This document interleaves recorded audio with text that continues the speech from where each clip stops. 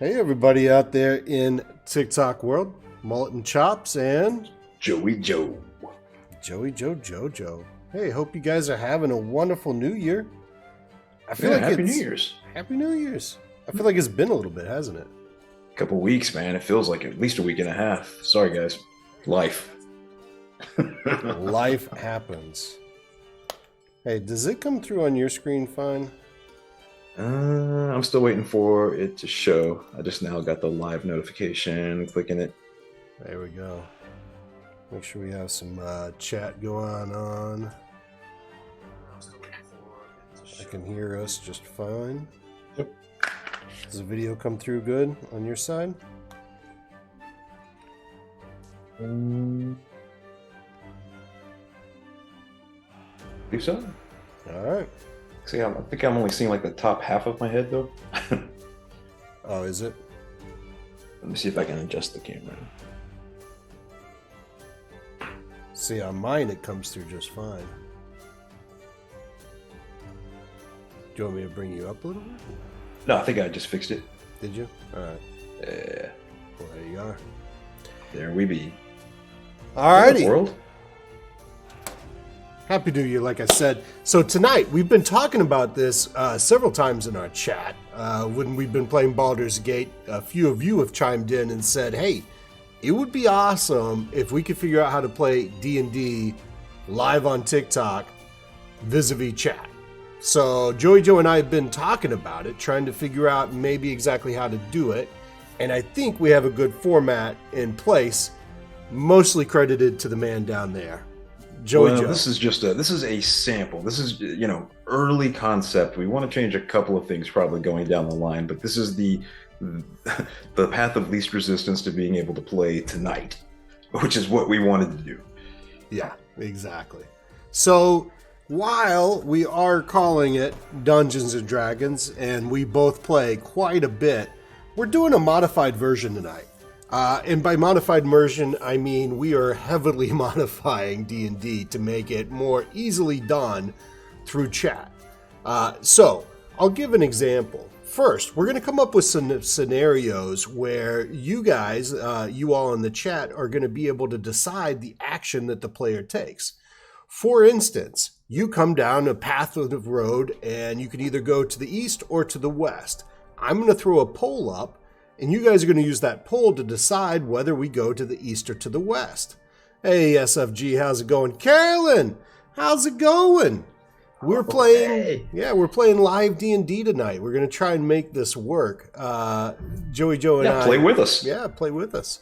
So we're going to throw polls up, and we're going to use that polling mechanism to determine which way the characters go, or which dice to use when attacking or making some saves or anything like that. So we're trying to get chat as involved as possible. I'm going to be DMing the game tonight. Joey Joe Jojo is playing 3 different characters, right? Yeah. Something like that. You want to throw them? You want to throw them up on the screen? We'll go ahead and introduce the characters. Yeah, absolutely. So we got a little mixed. Kind of what I envisioned here was a group of siblings. Perhaps the father was an elf, the mother was human. So they spat out 3 children: one a human, one an elf, and one a half elf. The son, Seth, was a fighter. Inverna is a ranger, and Delbin is a sorcerer, the half elf.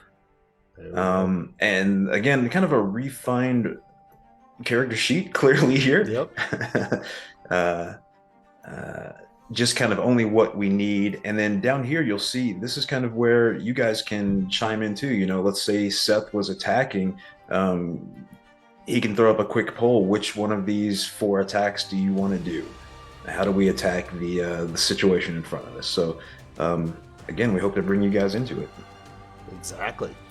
So, thanks for the hearts. I really appreciate it. Carolyn, thanks for chiming in the chat. We're obviously going to hopefully get you guys involved as much as possible in these decisions.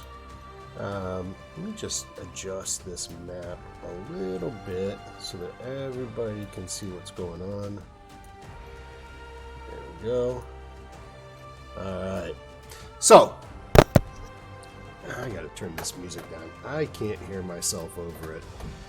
I feel like it's good music, but way too loud. There we go. Alright.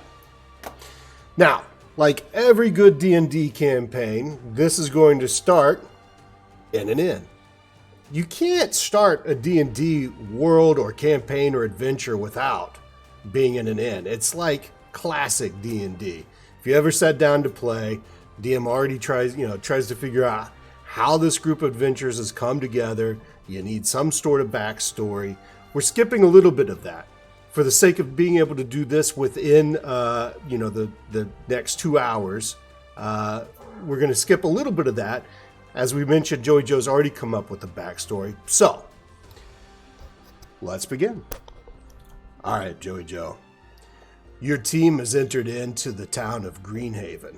Greenhaven is a small village of approximately 200, 300 people, situated on crossroads, heading from the main kingdom to the coast of this country. There's a lot of caravans that travel back and forth on this road. It's relatively free of bandits, a fairly secure road to travel, but nevertheless, the caravans tend to employ guards to help them through. You have come to this town using the same road, seeking adventure, seeking your next quest, seeking your next way to get fame and fortune. You're in the inn right now. The inn name is The Last Breath Inn.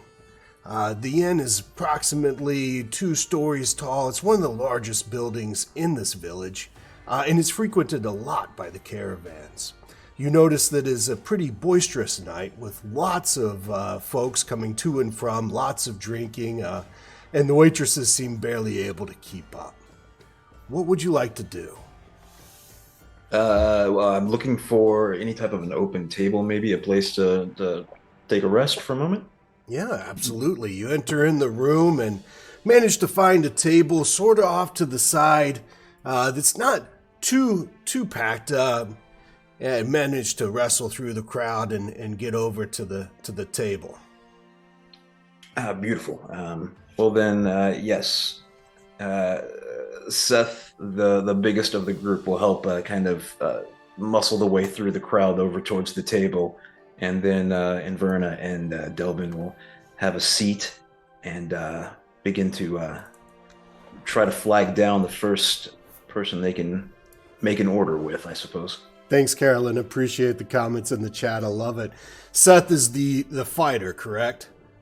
Yes, human fighter. Yep, so the big burly human fighter kind of muscles his way through the crowd. There's a lot of guards, but there's also farmers and peasants around as well. You get yourself to the table and you see a younger lady trying to make her way through the tables, and you give her a nod and she comes over. Well, boys, what will be? Inverna clears her throat loudly.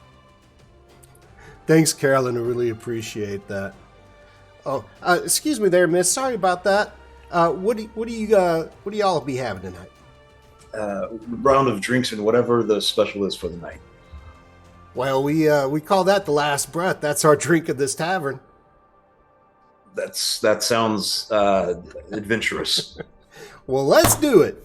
I'll be right back. The lady scampers off. You notice around the crowd, there's particular space back towards the back of the inn where it seems like nobody is really partaking in any enjoyment at all. Kind of a darker area. And gentleman is just sitting there at a table by himself. Seems a little ominous.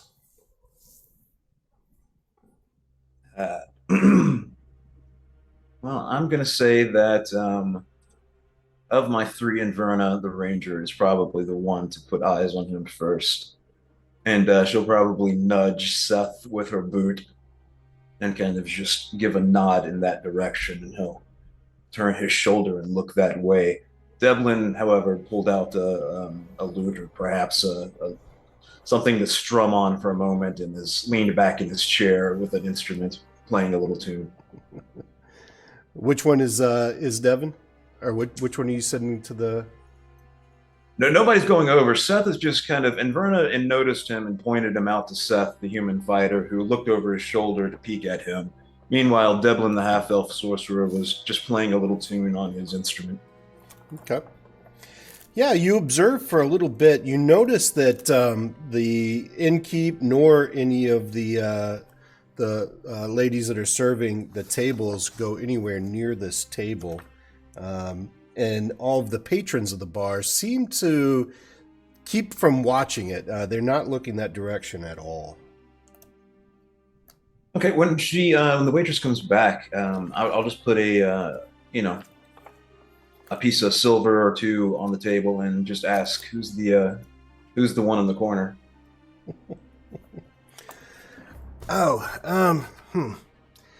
He doesn't like anybody. Well, I'm not really allowed to say, so I appreciate the money, but I'm gonna let you. Well, okay, I'm gonna take it, but it's for a tip for me, right? Oh, of course. This is just for the service tonight. But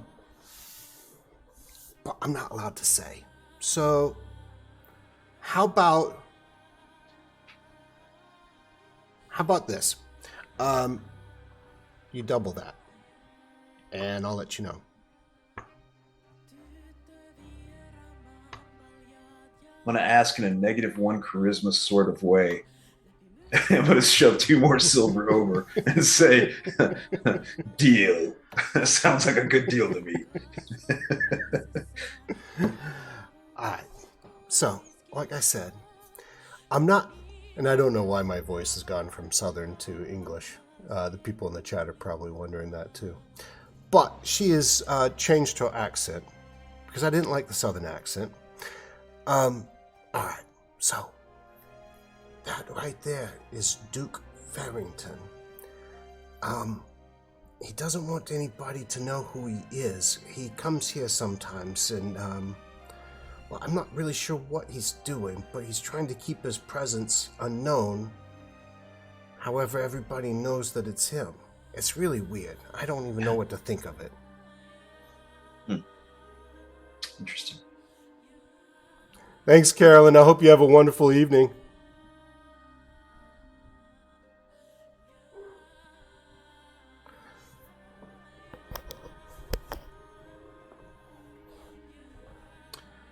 She drops off the drinks and heads back off.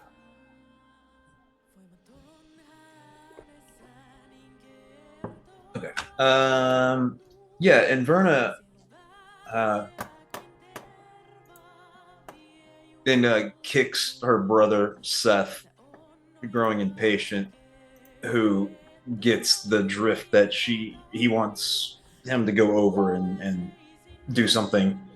So Seth's going to begrudgingly get up and walk over to the table. Yeah. You head over. Which one's heading over to the table? Seth, the human fighter. The human fighter, the big brusque guy?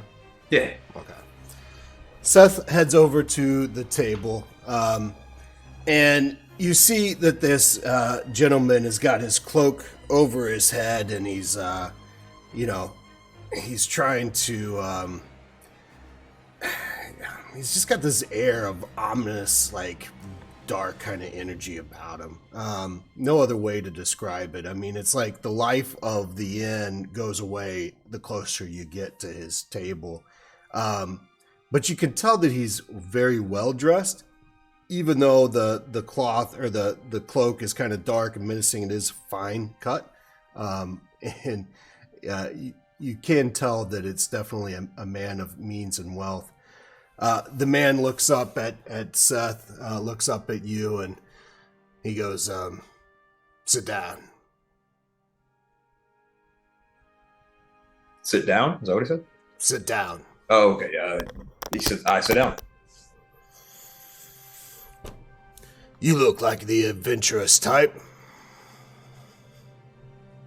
You look like the hiring type. Maybe so. Sometimes I have a bit of a job or two. Just so happens that I actually have one that I need doing right now. Are you looking for work? He looks around the room. Seems as that no one else is willing to come over here and ask you for the job. What type of work, might I ask, is it? Well, I'll put it to you this way.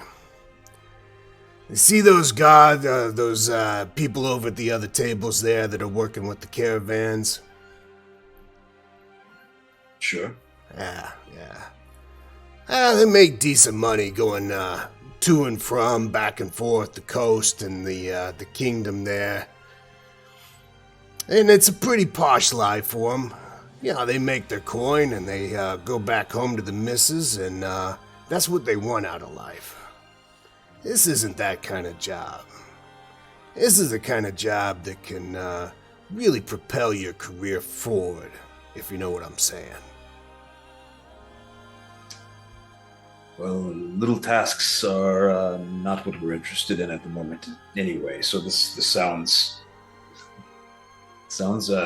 interesting and appealing. Go ahead. Hey, Jenny, how's it going? Happy New Year. Yeah, we got a player. Jenny, we're playing D&D tonight, hoping to get you're playing D&D tonight. You are playing D&D tonight. Yeah. So, the setup is I'm DMing the campaign. Joey Joe is playing as the player, but we're hoping to get you guys to chime in and help us know where to go in the story. So, gentlemen, stranger in a tavern, go figure. Who they have now discovered as Duke Farrington. Seth is sitting down with Duke Farrington. The Duke Farrington.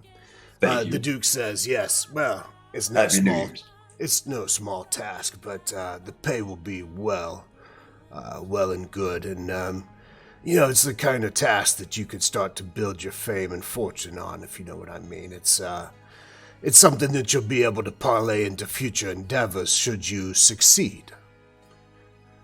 He looks back at the other two and gives them the nod. Then here we are. Actually, I'm going to pause you there because I think we have our first poll. Oh, beautiful. Perfect. You're just in time, Jenny. Just in time, Jenny. We'll see if this works. All right. So the question for chat is, what do you do? Let's see if we can get this up here. Do you agree to take the job? Refuse the job? Let's ask one more option here, or ask for more gold. And let's save this and start the chat. Does that come up? Can the chat, do you guys see the chat there? Let's see. The poll should be in the chat. You should be able to select agree to take the job, refuse the job, or ask for more gold. It looks like we have one vote for agree to take the job. Currently, the selection is agree to take the job. Looking for votes. If you guys want to vote, the other options refuse the job or ask for more gold. Troll fan just joining. We're playing D&D. Chat right now gets to make the decision. Are we going to take the job, refuse the job, or ask for more gold? Thanks, Jenny. It does pop up in the top left-hand corner of the screen under the host info. Appreciate that. Let's see here. There we go. Going to close the poll here in a minute. We got a couple more votes for agreeing to take the job. Sounds like we're taking the job. All Give me that contract. Give me that contract. 4 votes agree to take the job. All right. We're taking it. That's fine. Here's the group of the people that are taking the job. We've got 3 characters, all siblings. It's Seth the human who's currently talking about the contract with the stranger right now, his sister who nudged him into the conversation, and then their brother, the half elf sorcerer, who's just minding his own business, strumming a little medley. Perfect. Thanks, Jenny, for the hearts. I appreciate that. All right, so the Duke looks at you and he goes, "That's a wise decision. I know a little bit about the job, but I'm going to tell you truthfully, there's a little bit that's unknown at this point. I'll let you know what I know, but you're going to need to be prepared just in case. I think you look pretty capable and comfortable with the sword, if you know what I mean, and so I think you should be able to get through this. Now, the task at hand, about a day's ride away from here, a little bit further, there's a cemetery. More like a crypt. And in that crypt is an item that I need you to return to me. It's a book that's rumored to be at the heart of this crypt. Now, I have a map for you that should lead you directly to the crypt. Like I said, you might... bandits are known to be in this area sometimes. You might encounter a little bit of trouble, so I'd encourage you to be ready and be wary on your travels.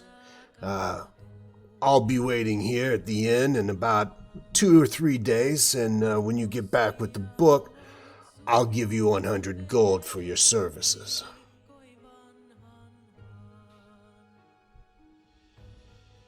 All right, well,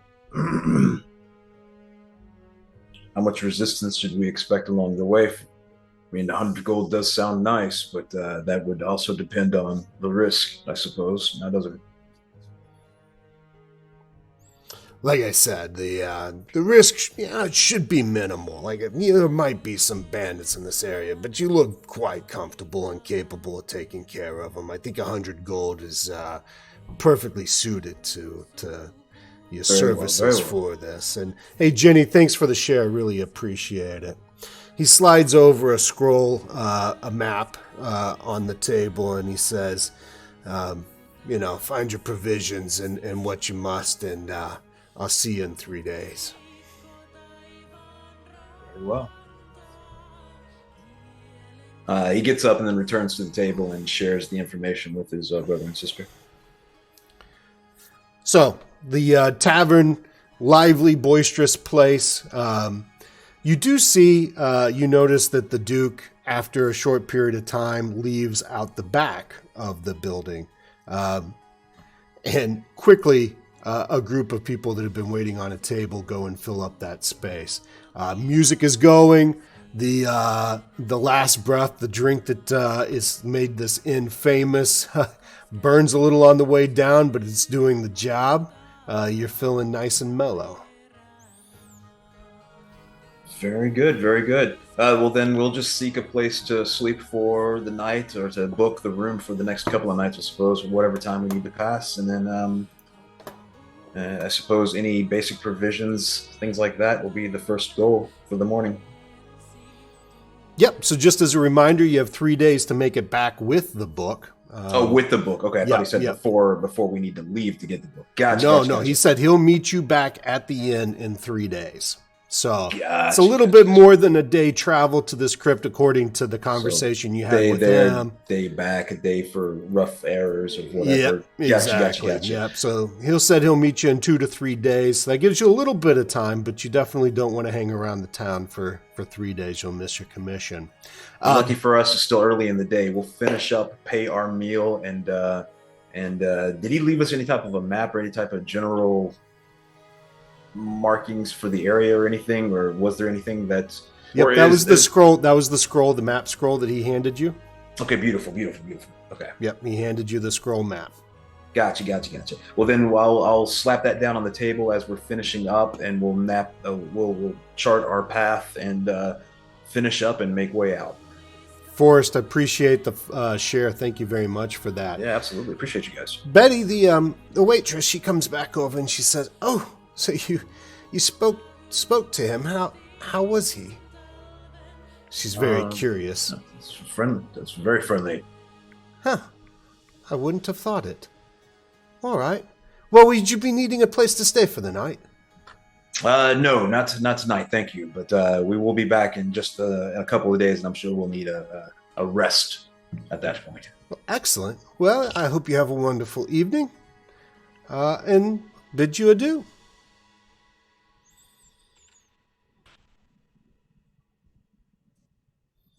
All right. So you exit the inn. Are you heading out tonight, or Oh, what's your plans? is it early? I thought it was early in the day still. My bad. Nope, it's the evening. Okay, well then yes. Rewind that room for the night. We're leaving first thing in the morning. Oh, you came back. Yes, yes. The drink was so strong, and I was multitasking. Multitasking? What is that? I've never heard of multitask. Oh, wait. No, is that like when you have 3 tables? Yes. And you're trying to bring drinks for all of them? I've been watching you do it all night. And Freddy's got his hand on your rump, and so you're trying to knee him in the crotch while serving another table. I've done that. That's multitasking, right? Yeah, Make sure you get us a bed without bugs, and I'll make sure to give you an extra tip on our return. Oh, excellent. I appreciate it so much. Sure. So your bed will be upstairs, the second door on the left. Very well. So we're accustomed to sharing a room, so we go and unpack our sacks and call it a night. Rest up for the morning. Excellent. So the inn is quite busy throughout the night. You hear people coming and going, but you're still able to get a fairly decent night's sleep. The bed is somewhat comfortable. At least 1 or 2 of you might be on the floor, but you make it through the night.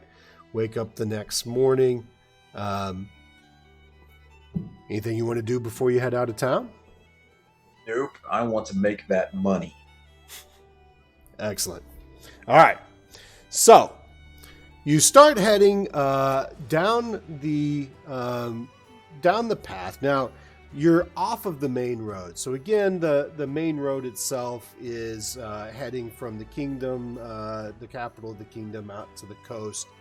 It's a pretty well-worn road. You're not on it for very long before you start heading north. That road heads east-west. You're not on it for very long before you start heading north on a smaller path.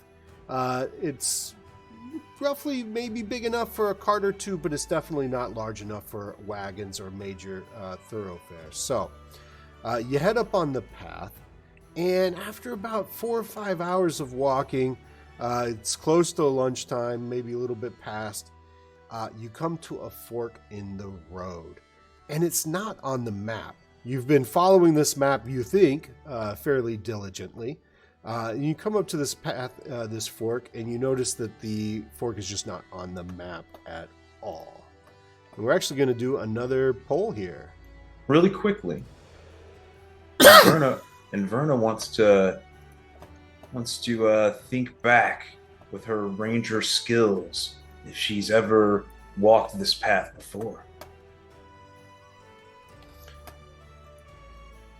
Give me just a second here. Let's delete this, add the question. Oh, you got the next poll? What's the next poll? I don't even know. Yeah, this is the poll for which way do we go. Oh, that's right. Yeah, okay, so this is Inverna thinking right now. Which way are we going? Yeah, this is Inverna thinking. You guys are in Inverna's head right now thinking, where are we going? Again, you have come to this fork in the path. It's not on the map. You're not exactly sure which way to go, left or right. The ranger does take some time, studies the path both to the left and to the right. You are not familiar with this. You've not been here before. Neither seems more scarier or ominous than the other. They both seem like decent directions that you could take. So, new poll is up. The new poll is up. Head to the east or head to the west.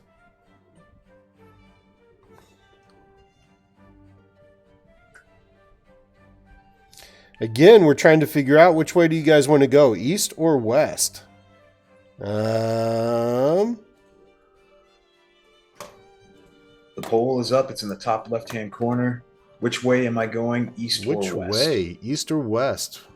Somebody vote me a direction. Directione. All right. We got a couple of votes. Last chance to get your vote in. Do you want the party to travel to the east or to the west?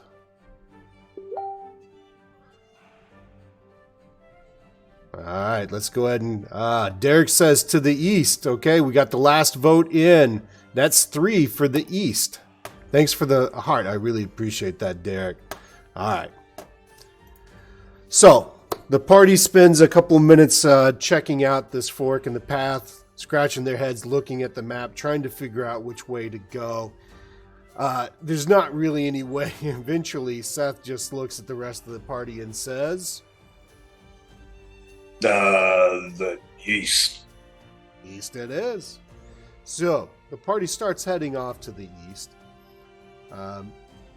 You're traveling for approximately an hour, maybe just a little bit more. And you start to hear some voices and some sounds ahead. What would you like to do?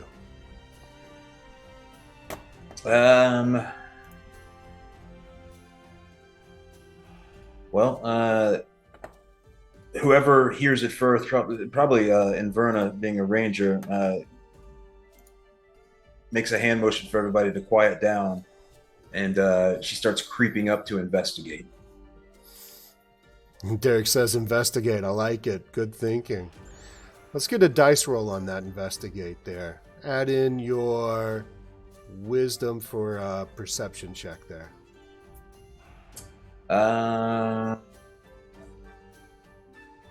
No wisdom to speak of. All right, let's just roll a d20. It's like an 11. Well, I thought we were going to give the chat the choice of which color. Oh, well, not color, but they can pick which dice. They can vote on which dice they want the roll to be. So you can pick, 1, 2, or 3. 1, 2, or 3. I don't have the dice on the screen, though. Are they not showing? They're not showing. They were showing when we were over dropping them earlier. Ooh, you know what? Hold on. Holding. I am holding. I'm currently holding for dice rolling. We're going to do it this way instead. There we go. See it now? All right. So dice number 1, dice number 2, or dice number 3. Call it down in the chat which dice is going to be the one that rules the dice of them all. That is the outcome that we're going to use, is the one that gets the winning vote. Dice number 3. Roll them up. Let's see. All right, here we go. Oh, no. Dice number 3 was the worst. No bueno. Is that a number 5? Was that Johnny 5 is alive? Derek, what are you doing to me? Oh, man. That's not good. That sounds good. It sounds like people talking, I guess is what I... It's human voices. Do I get that? Actually, even worse. Inverna starts to sneak up, trying to quietly move through the woods to investigate the camp before them. She does determine that it is a bandit camp. Unfortunately, at the same time, she accidentally steps on a pretty loud branch, and the several bandit members that are lounging around the camp snap to attention, grabbing their weapons, all facing direction of where you guys are standing. Yay. All right, Yay. Derek, now you have to help me get out of this mess. I'm going to need you. You can help me pick how we kill these people. Yeah. No surprise, guns a-blazing. You are correct, Derek. This is combat time. Let's get some initiative rolls.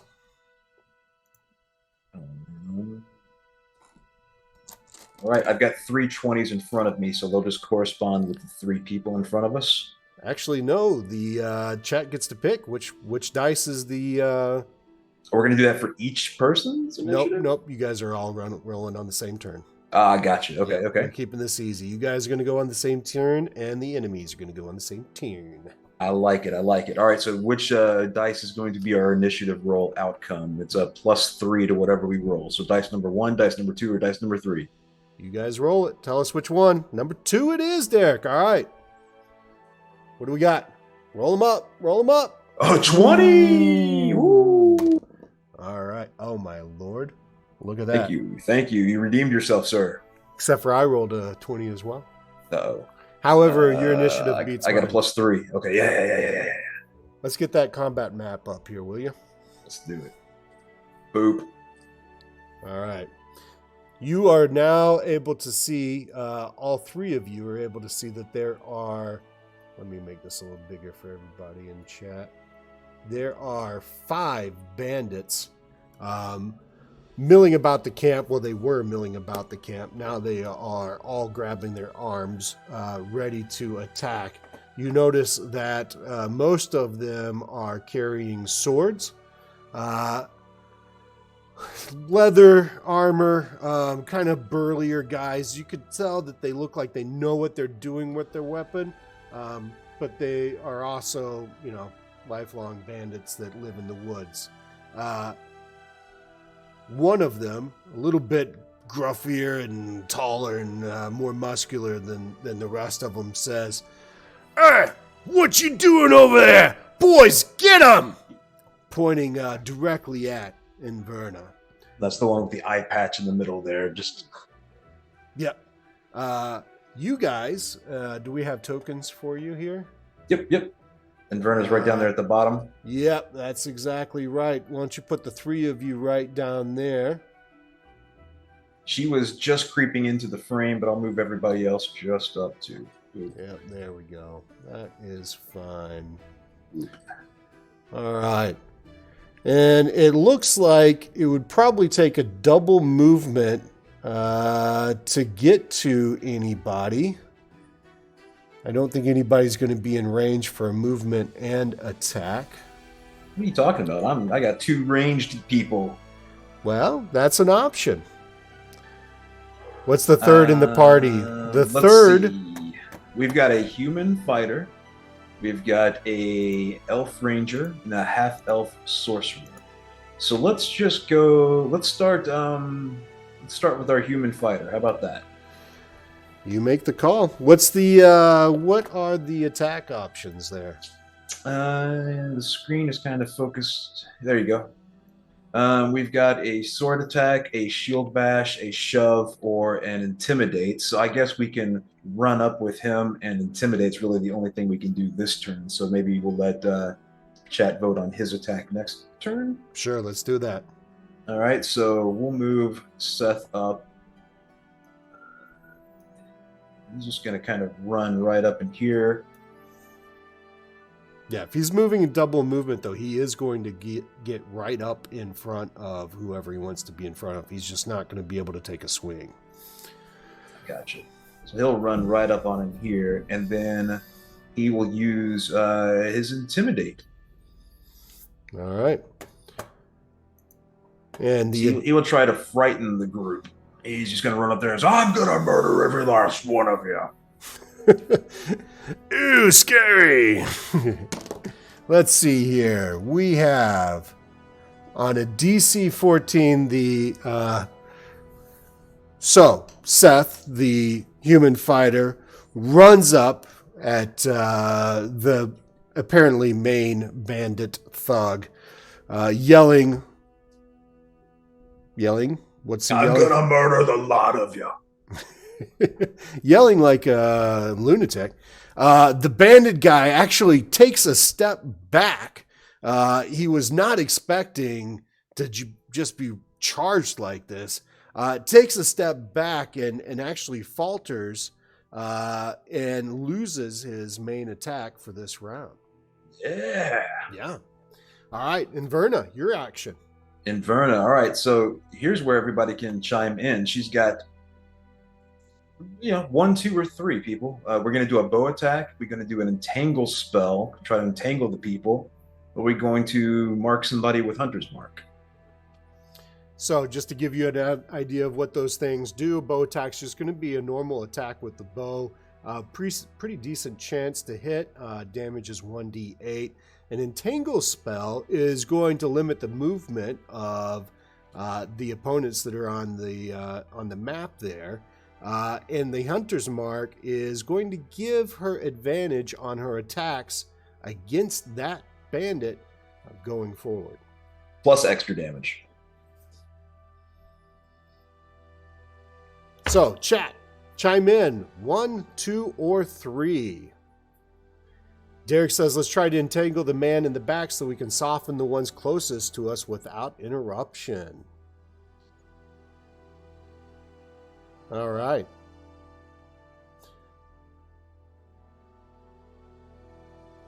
Looking to the 2 further back people that are by the tents there.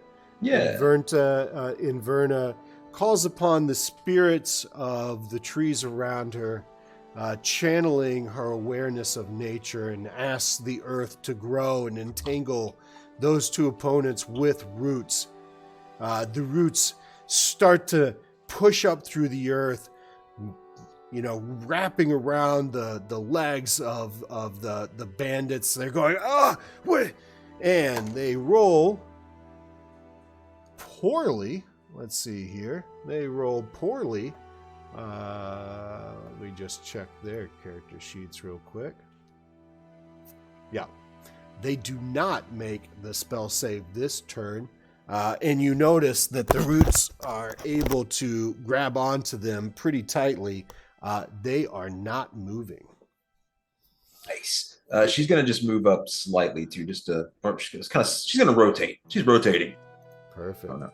All right. It is now Delbin's turn. Now, Delbin, Thunderclap, you're going to need to be close range. Thunder Wave, you kind of need to be close range. He does have a magic missile, though. And Misty Step, which, I think probably in this exact scenario, move up a little bit, and Magic Missile's probably really their only choice with him, so. Let's do that, then. He's going to swing around. Derek says Magic Missile. Yeah, I think that's the only thing we can really do, Derek. I think it's a good call. We'll swing around, and how about let's back up our big brother and blast the main guy with Magic Missile. All right. Throwing 3 missiles, 1d4 plus 1 each. Let's get a This 1d4. is just to load the dice, not rolling them. Yep. So that's 3 total. Chat, let us know which dice should we use. Dice number 1, dice number 2, or dice number 3. This is to call out the damage.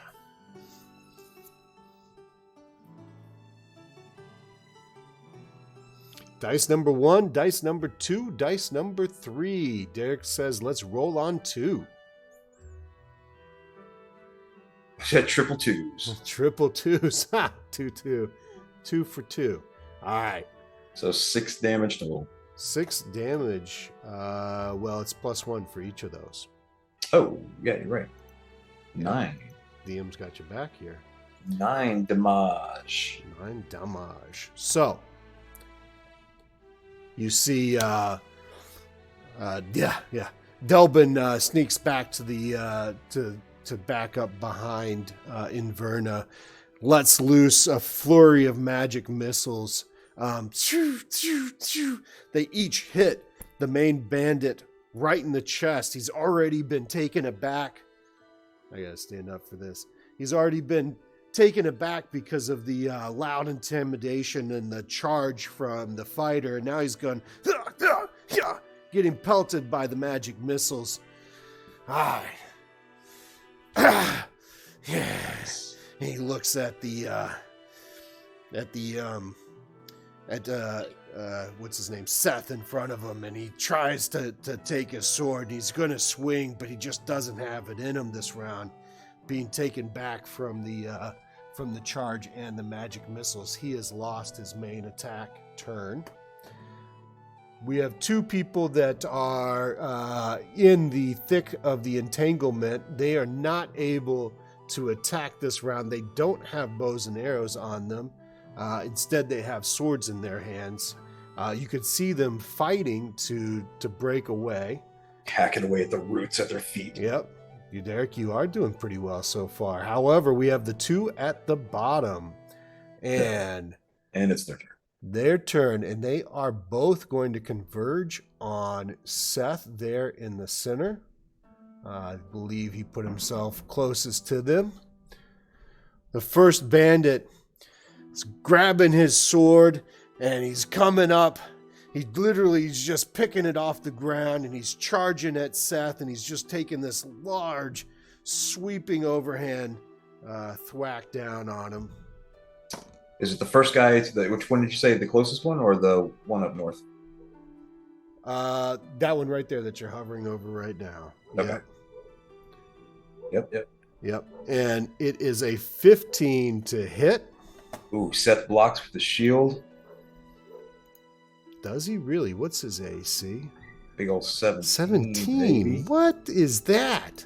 I gave you too much armor. All right. So this gentleman is banded. Yeah, he's charging at you, and he takes this strong overhand sweeping attack. Seth is able to see it's telegraphed. He just sidesteps the blade, and the blade ends up just coming down into the ground. Next up, the bandit to the right there, directly south, directly below him, comes in.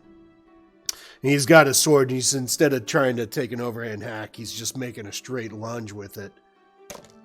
And this, again, is a 15, which does not hit. Seth is dodging one way and, sucking his gut. Yeah, sucking in his gut the other way.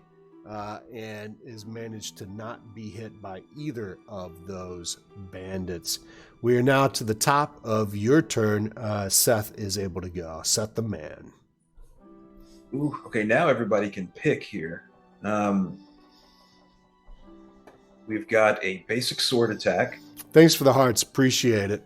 Absolutely. Basic sword attack. We can shield bash, or we can try to punch somebody with a shove.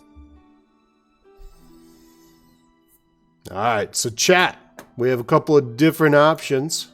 Oh, and actually, he's got one ability. He's got action surge because he's level 3, so he can do one action surge. That's just for the whole fight, though. Yep. Derek is saying sword attack. Let's do it. So 1d20 plus 5. So we'll put up 3 d20s. Pick us 1, 2, or 3, Derek. 1, 2, or 3, or everybody, anybody. Somebody throw up a number. 1, 2. Which dice should we use for the attack roll? This is going to be this 1d20 plus 5. Dice roll number 3, Derek says. Right.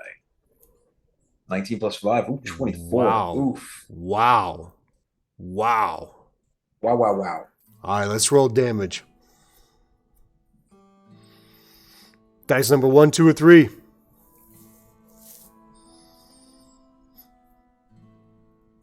Dice 1, 2, or 3. What should we use for the damage roll? Number 2 is feeling lucky. Ooh. That was Garbo all around. So yeah. So 2 plus 3, so 5 for damage, right? So Seth takes a excellently timed, excellently positioned swipe with his what is he using there? What weapon? He's using the short sword plus a shield. Okay, so he's just got a sword and shield combo. Yep. Yeah, sword and board. Yep.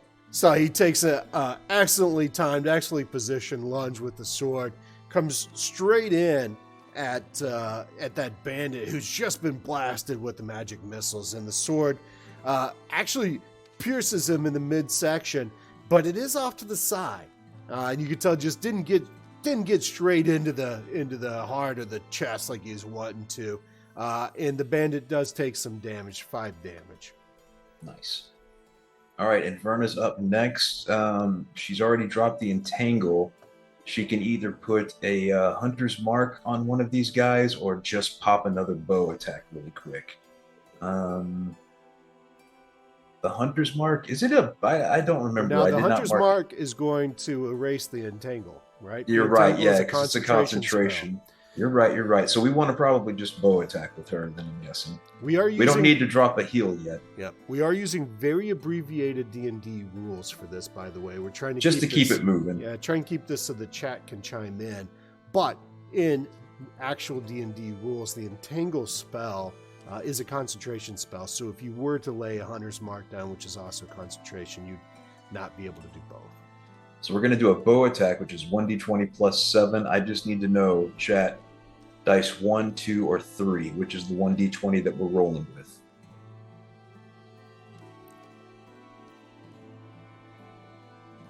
Which one are we rolling with? Which damage dice? Number 1. It is rolling it. Number 1. Ooh, 7 plus 7, so 14 to hit. Who is he attacking? Who is she attacking? Oh, I'm sorry, my bad. We're throwing everything at the main guy still. Everything we've been shooting's been at the main guy. Yeah. So despite that was the fact that 14 this to guy's hit. got a sword that's just, pierced his gut and has taken several shots from a magic missile, he is with it somehow enough to move out of the way of that arrow coming at him, and it does not hit him. Yeah, all his buddies ran around him. It kind of caused a little confusion. The shot was tough. Yep. I get it. All right, now Seth over here, however, he can either try to get in range of the guys down by the roots and do a thunder wave, or pop another magic missile over at Boss Man. What should we do? Thunder wave the guys in the roots, or magic missile the Boss Man? Number 2 or number 3, it looks like.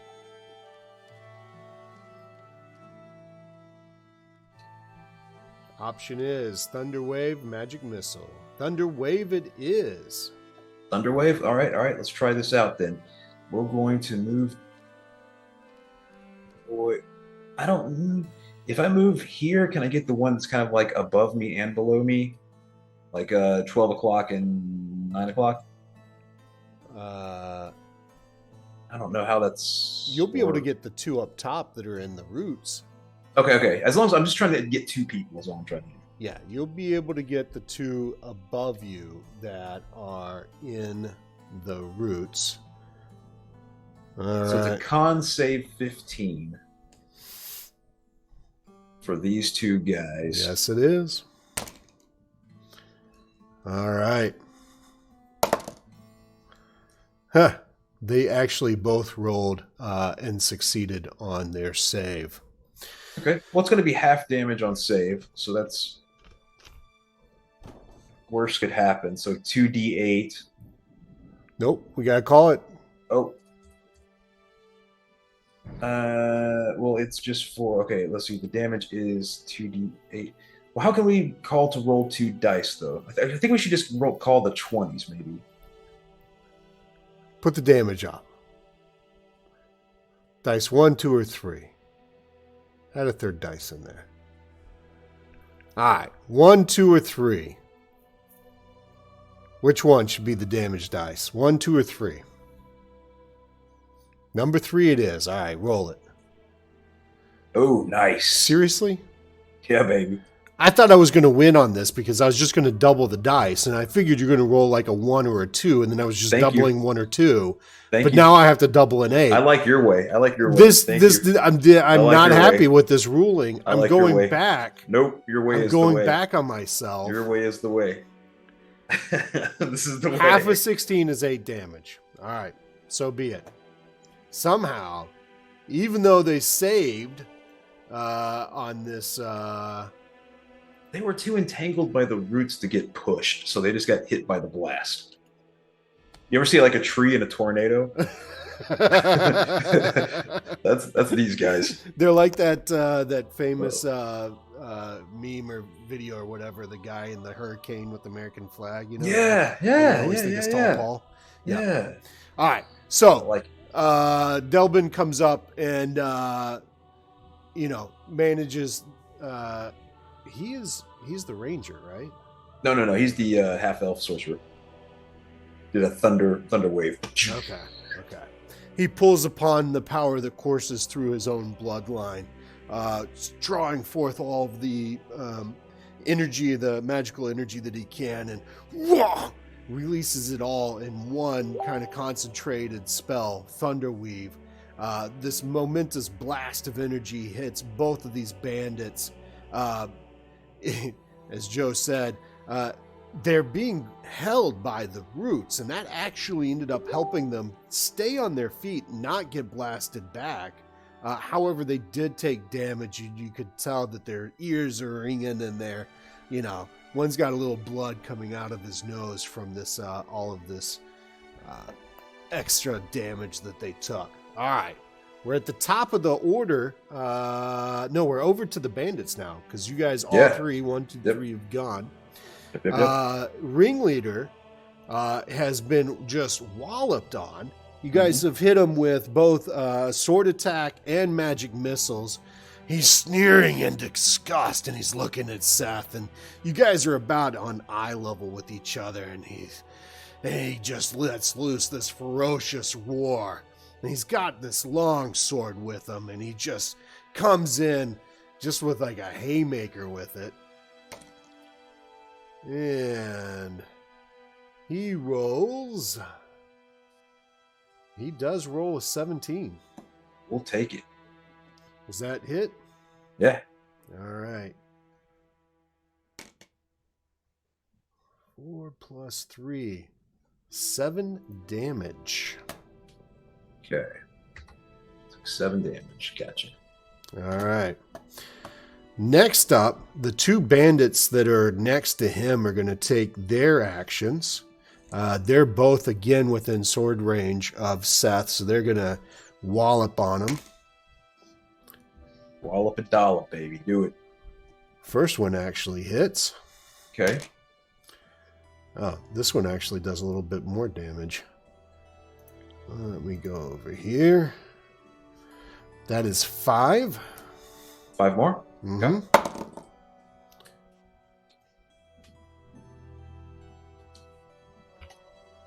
Wow, I'm rolling hot. That was a 19 that time. Oof. Hit. Max damage, 7. Oof. All right. The tides have turned, seemingly. The bandit is just getting walloped, getting hit so much, but he grabs his longsword and thrusts it at Seth and ends up hitting him pretty hard across the arm, drawing blood. Seth is momentarily phased by that and doesn't see the other 2 swords in time to parry those. And he ends up getting pin-cushioned a couple of places, once in the thigh, once over here in the stomach. Nothing of them are deadly immediately wounds, but he can feel the blood seeping out of all of these and gets hit for quite a bit. The 2 guys that are up in the entanglement, it is now time for them to try and break free. What was that DC again? Was 14. A little bit of luck on this. Neither of them made their saves. In fact, one of them ended up getting entangled even more and is now prone. So the one up top on the just the tip top is actually prone now. He failed his save so horribly. Nice. We're back up to Seth now. Yeah, guys, I'm gonna cover him a little bit just so you can see he's buried. Seth, beautiful. All right, character sheet. Sword bash, shield bash, or shove. 1, 2, or 3. He's got the main bandit. Actually, you know what? Here we go. Shield bash is a reaction. So if we get hit, we could have done that. Next time up, we know. Shove is a bonus action, just like Baldur's Gate 3. Why wouldn't it be? So looks like sword attack is what we're gonna do. So give me 1 second. Ryan is pinging me like crazy.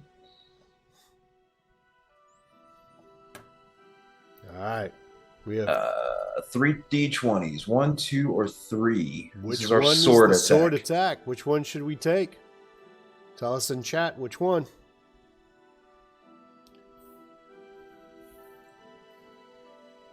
We're playing D&D tonight. We are trying to bring chat into this, so let us know in chat which damage dice we should be using. This is for our attack we're doing right now with a sword. Yep. Whichever dice you call is the one we're using. Dice number 1, dice number 2, or dice number 3.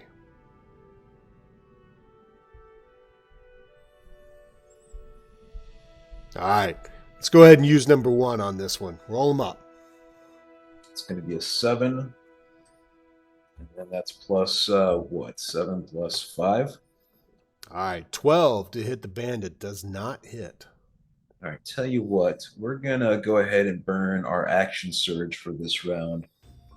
We're going to do one more attack. So here's your last chance to call the d20 that we're attacking with, number 1, number 2, or number 3.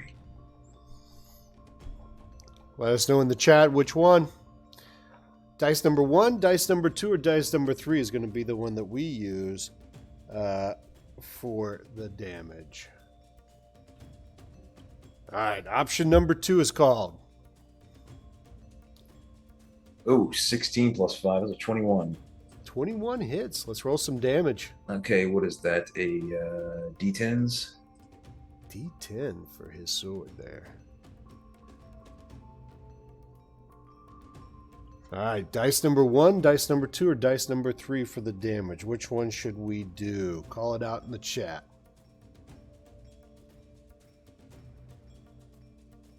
Derek, you got any choice here?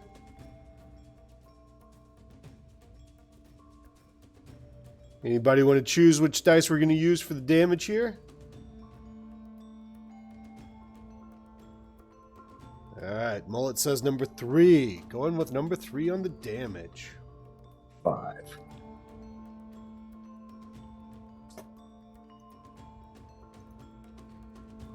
All right. Whew. This is with his sword, right? Yeah. Seth gets pin cushioned several times from the bandits this last round. Manages to pull it together and actually takes 2 solid attacks on the main bandit with the short sword, jabbing at him twice. The second one actually connects, hits him again, this time up in the left-hand shoulder. You see the blade go in, and he's just, he's taking it. Blood is now dripping down out of the wound. As you pull the sword out, that little blood comes out with it. You could tell that the main bandit is just woozy. He's struggling to stand up at this point. He's been clutching his chest from the magic missile wounds. Now he's holding this. He looks like he is on his last legs. Gotcha. All right, that's all of Seth. Inverna is going to try to pin him down with a bow attack for this final. Put a fork in him with a bow attack. It's going to be 1d20 plus 7.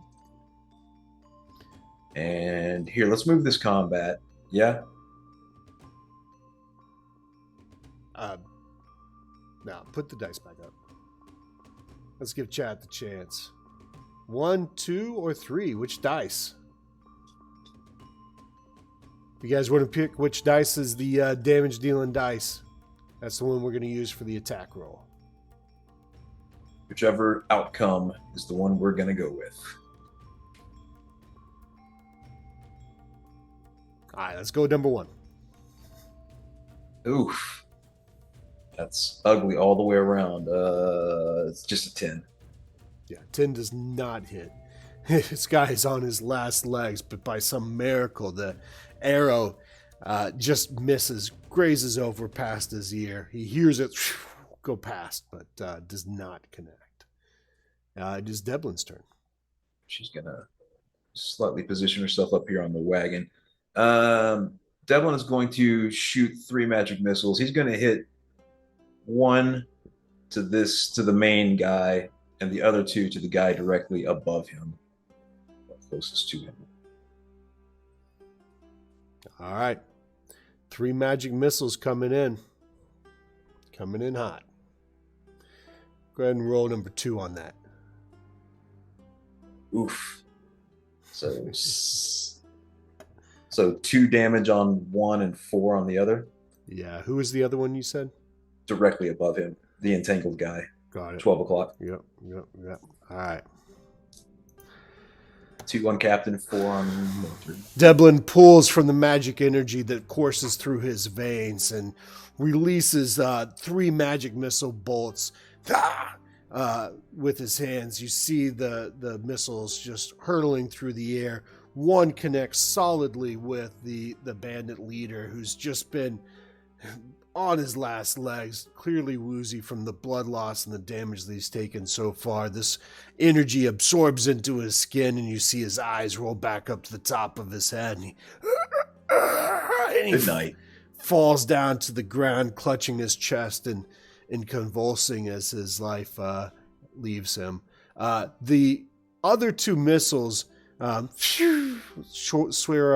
veer off. Hey, Derek, how's it going? Veer off up to the bandit and the entangled roots there, hitting them in the chest, and you can see them shaking with the energy that that their body is taking. Clearly damaged, but still breathing, still standing. All right, I think we're up to the bandit's turn, right? We are. All right, so we have at this point the two bandits that are down below next to Seth. They're still attacking Seth. The first one comes in. Let's see, I don't think an 11 is going to hit Seth, does it? Nope. However, the second one does. And that was 4 points of damage coming at Seth. So these guys are just swiping at him. 17 AC, Derek says. He remembers. Yeah. We have it on the chat, too. So the first one comes in with the short sword, just trying to take a quick jab at him. They're trying to kind of work together. The second one ends up getting him in the back. Seth was turned to try and parry the blade that was coming from the first. The second one just digs at his skin in the back there, getting up under his leather armor, and 4 points of damage. The two up top that are entangled.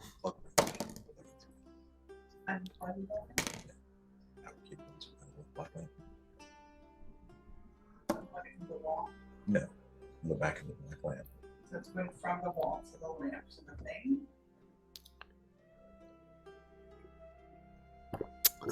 I got a brain for D&D. I love it, Derek. Do you play tabletop?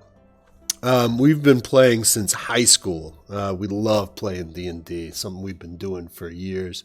What do you play in your campaign right now? All right, we're back in. Yeah, we're just talking to Derek about what he plays for his main character. All right, so the two bandits up top finally catch a break. The roots, I don't know if she maybe momentarily wasn't concentrating on her spell well enough, or the roots were just not tangled correctly, but they were managed to get free.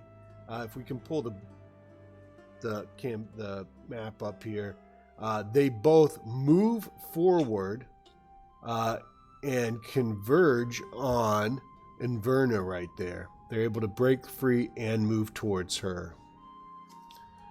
Usually play paladins or sorcerer. Hey, Drew's always wanted to play. It is an amazing game. There are ways to play it on Roll20, which is an excellent online platform to play the D&D on. All right, so they both get over to Inverna, and they're both carrying short swords, and they're both going to take attacks on her. The first one's a 15. What's her AC? Inverna's 14. So that one hit. The second one rolled a 2, so he did not hit. Correct. All right. First one, 6 points of damage. So bandit number 1 comes in. He's just so thankful to get free of all these roots, and he's just charging. Ah! And, she's just surprised that they were able to break free from the roots, and ends up not being able to block this attack. He gets through and swipes at her pretty well. She takes 6 points of damage. She is able to parlay the second attack, though, and does not take any damage from the second attacker. All right, it is the top of the order. Seth's turn now. Derek just moved to San Diego in June. Don't know anyone who plays out here yet. Yeah. Online is a good choice, man. That's how we keep up to a lot of the times. Just easy for schedules and. Yep. Find a crew, play online. So Joey Joe's down in Nashville. I'm in Minneapolis. We have people from Texas and Colorado and multiple Arizona. other states that play. Yeah. California. Derek says, Seth, keep that sword going. Let's do it. Let's go with Seth and the sword. Let me get the dice. Boop, boop, boop. Number 1, number 2, or number 3. +7. Which damage dice are we going to roll? Number 3. 3 it is. Ooh, good call. 14 +7. 14 plus. What? Yeah, baby. And then that's going to be D10s. D10. Same thing. Number 1, number 2, or number 3. No, I'm going to cheat like you, and all of a sudden my AC is 31. So no, you didn't hit me. No. Number 1, 2, or 3. What damage roll? Number 1 it is. 5. 5 damage. All right. And that was on The first guy, the Seth, bottom guy. The first guy. Okay. Yep. Seth comes in with his short sword, perfectly timed, well placed. Ends up jabbing this guy, drawing some decent amount of blood from this attack. This guy has not been hit yet. This is his first lick that he's taken in this combat. Mm-hmm. All right, we're up to. Well, hold on. With his bonus action, we're gonna do this. We're gonna give him a shove. That's a strength 16 save. It's a bonus action. Yeah, I've been playing too much Baldur's Gate 3, bro. We're shoving this guy. We're shoving him. We're shoving him. Number 1 does get pushed prone. Yep, he has gotten pushed prone. There we go. Yay! Back up off of me, dog. Inverna's turn. Inverna, I think, has 2 on her, right? Yeah. So, Hunter's Mark, is that a action or a bonus action? I honestly don't remember. It's a bonus action, and now the Integral is gone, so you could use it if you want. All right, so let's drop Hunter's Mark on the closest guy to me. Whoever hit me gets Hunter's Mark, and then what do you think? We're definitely dropping the bow attack right in his face, right? That's going to be a disadvantage. Is it now? Yep. I mean, you can cancel them out because you're going to have advantage with the Hunter's Mark. Oh, that's true. So just be straight up then. But it's going to be disadvantage because you're so close. So yeah. So here we go. 1, 2, or 3. He's marked. We're going to blast him right in his face. +7. Dice 1, 2, or 3. No, it's I've got advantage and disadvantage at the same time, so it cancels itself out. Yeah, Derek, we're playing super reduced rules, yeah. Streamline it. Number 2 it is. 11 +7, that's an 18. Seriously? Yeah, it is, baby. Roll your damage. What is my damage? It's a D8. I know it's your player. 1, 2, or 3. 1, 2, or 3. Ba-da-ba-ba. We're about to shoot him in the face. Ba-da-ba-ba-ba. Shot in the face. 1 it is. 1. 6. 6 to the face. All right. Thwack. Here's the map. Which one was it? I don't know. Whoever hit me, you tell me. Big beard or bun top. Oh, they were on the other side of you. You put them to the south of Avernus. They were still. Oh, and no, you said Inverna's the one down here. You meant Devlin. They attacked Devlin. Oh, you said Inverna, so I moved them down to Inverna. Oh, that's why Derek's asking, does he have an opportunity to attack? He got mixed up on the names, and I was just flowing with it. I didn't stop him. I was about to say the same thing earlier too, man. I was about to say, does he get an opportunity attack? But I was like, whatever, we'll just roll with it. Yeah, no, I meant, well, okay, so to be fair, on my screen, I'm looking at little pictures like this big because I can barely see it, and I thought that was the picture of Inverna that was up top. Yeah. Sorry, man. Sorry. Do you just want to keep rolling with it like that? Like they came to her past him? Fine. We're fine. Yeah, okay. That's fine. So, thunk, right in the face. Yeah, the guy literally... Man bun or Paul Bunyan? Man bun. Okay, gotcha. Man bun literally has an arrow sticking out of his eye.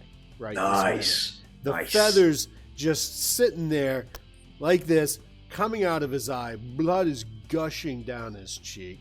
This is probably not okay to say on TikTok.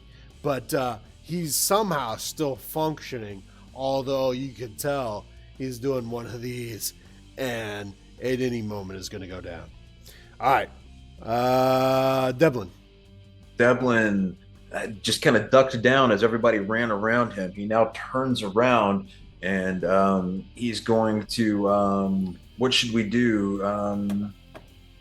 We've used a couple of magic missiles and a thunder wave. He's only a level 3. I'm not really tracking, so let's use a cantrip right now, just so we're not going too OP here. Let's just use good old thunderclap. 1d6 cantrip, but this isn't an automatic attack, so you got to roll for it, buddy. All right, 1, 2, or 3.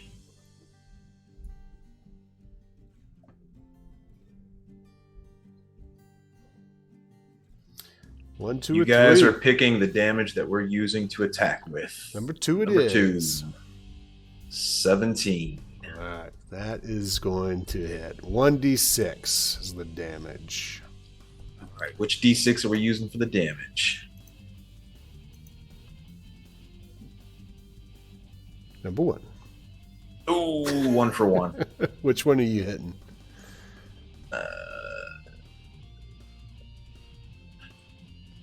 What am I doing? Wrong thing. The man bun. All right, the one with the arrow sticking out of his eye. Yeah, man bun. He looks woozy, so he looks susceptible.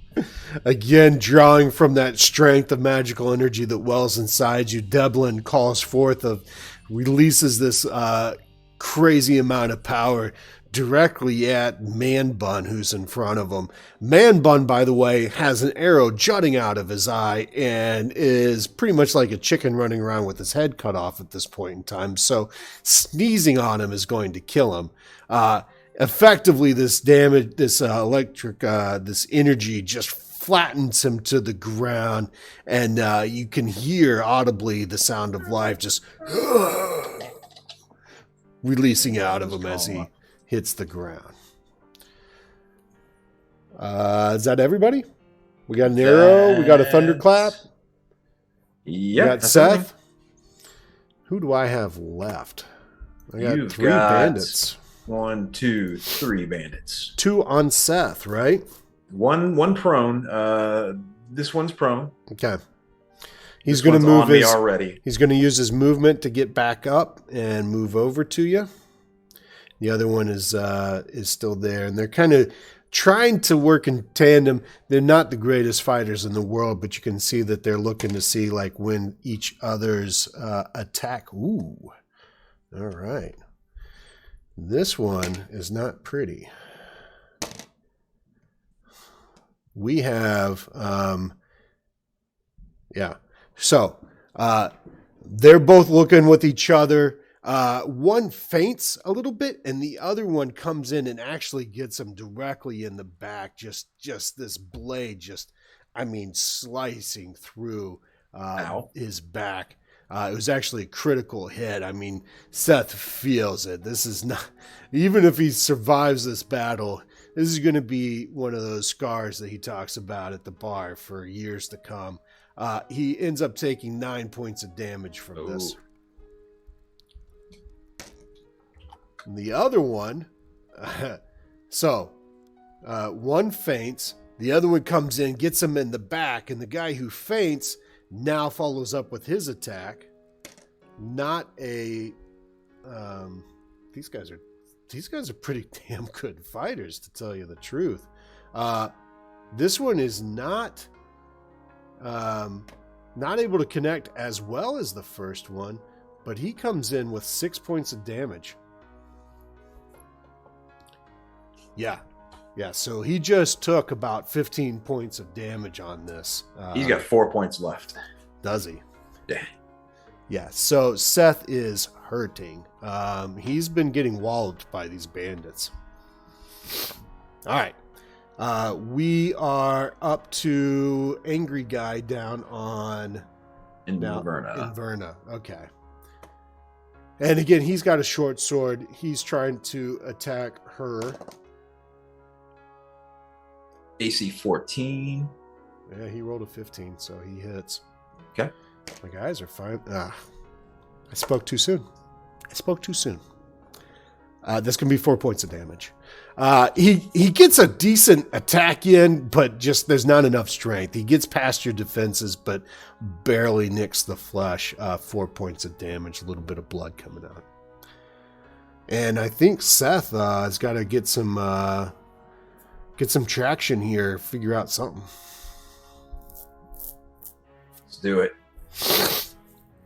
What you guys think? Number 1, number 2, or number 3? We're sorting to somebody's face right now. Big numbers are what we need. Attack roll number 1, attack roll number 2, number 3 it is. Oh, wait, I killed one. Whoops. Boop. 12 plus 5, 17. 17 is going to get the job done. Which one was he? Yep. Damage? It's going to be the bottom one, the guy that we've already shoved to the ground and is coming back at us. Okay. Number 3 for damage. 3 it is. 10. Seth the man. 10 on this guy right here. All right. Seth just took 2 massive wounds. One straight in the back. I mean, the blade went in like 4 or 5 inches. Like it was in his guts. The second blade sliced him up pretty good as well, but Seth is just a fighter through and through. He works through that pain. He actually grabs the sword of the guy that just attacked him and brings his sword in and gets him straight through the neck. Just like that. Just straight through the neck of this bandit. And that bandit, of course, just falls off the blade onto the ground, slumping onto the ground, just blood splurting out of his neck. Seth roared, "Ah!" And now I'm going to shove this guy. Yes, I like it. Roll for the. You're next. Oh, no, he's got to do a strength save.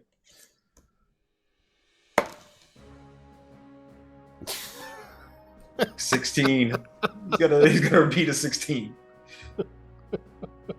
What do you get? Roll a 20? D4. Roll a D4. Okay, D4.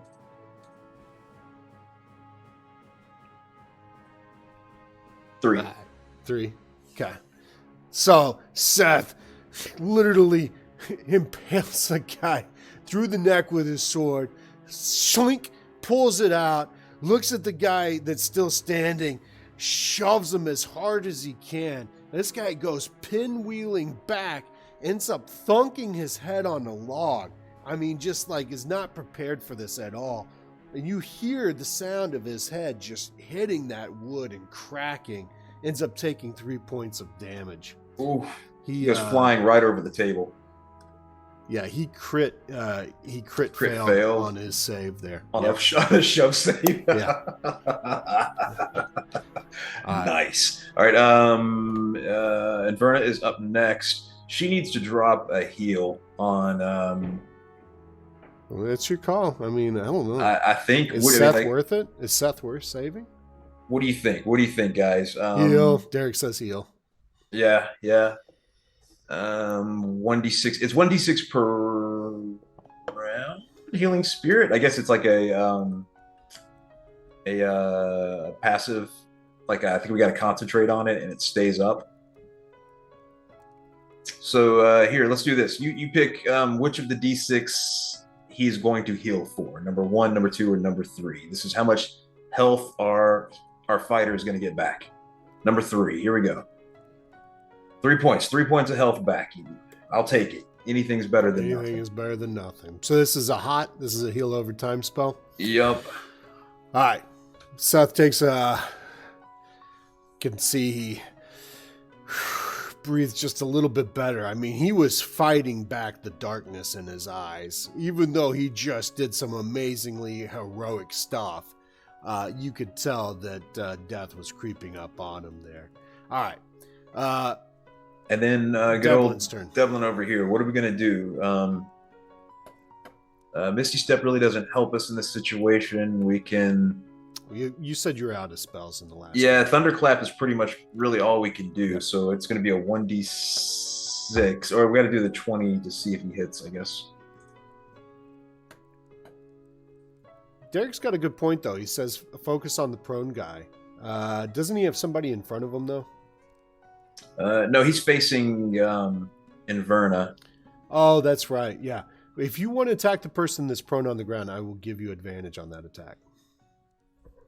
We can definitely, we got the movement to get over to him, so we will head right over here.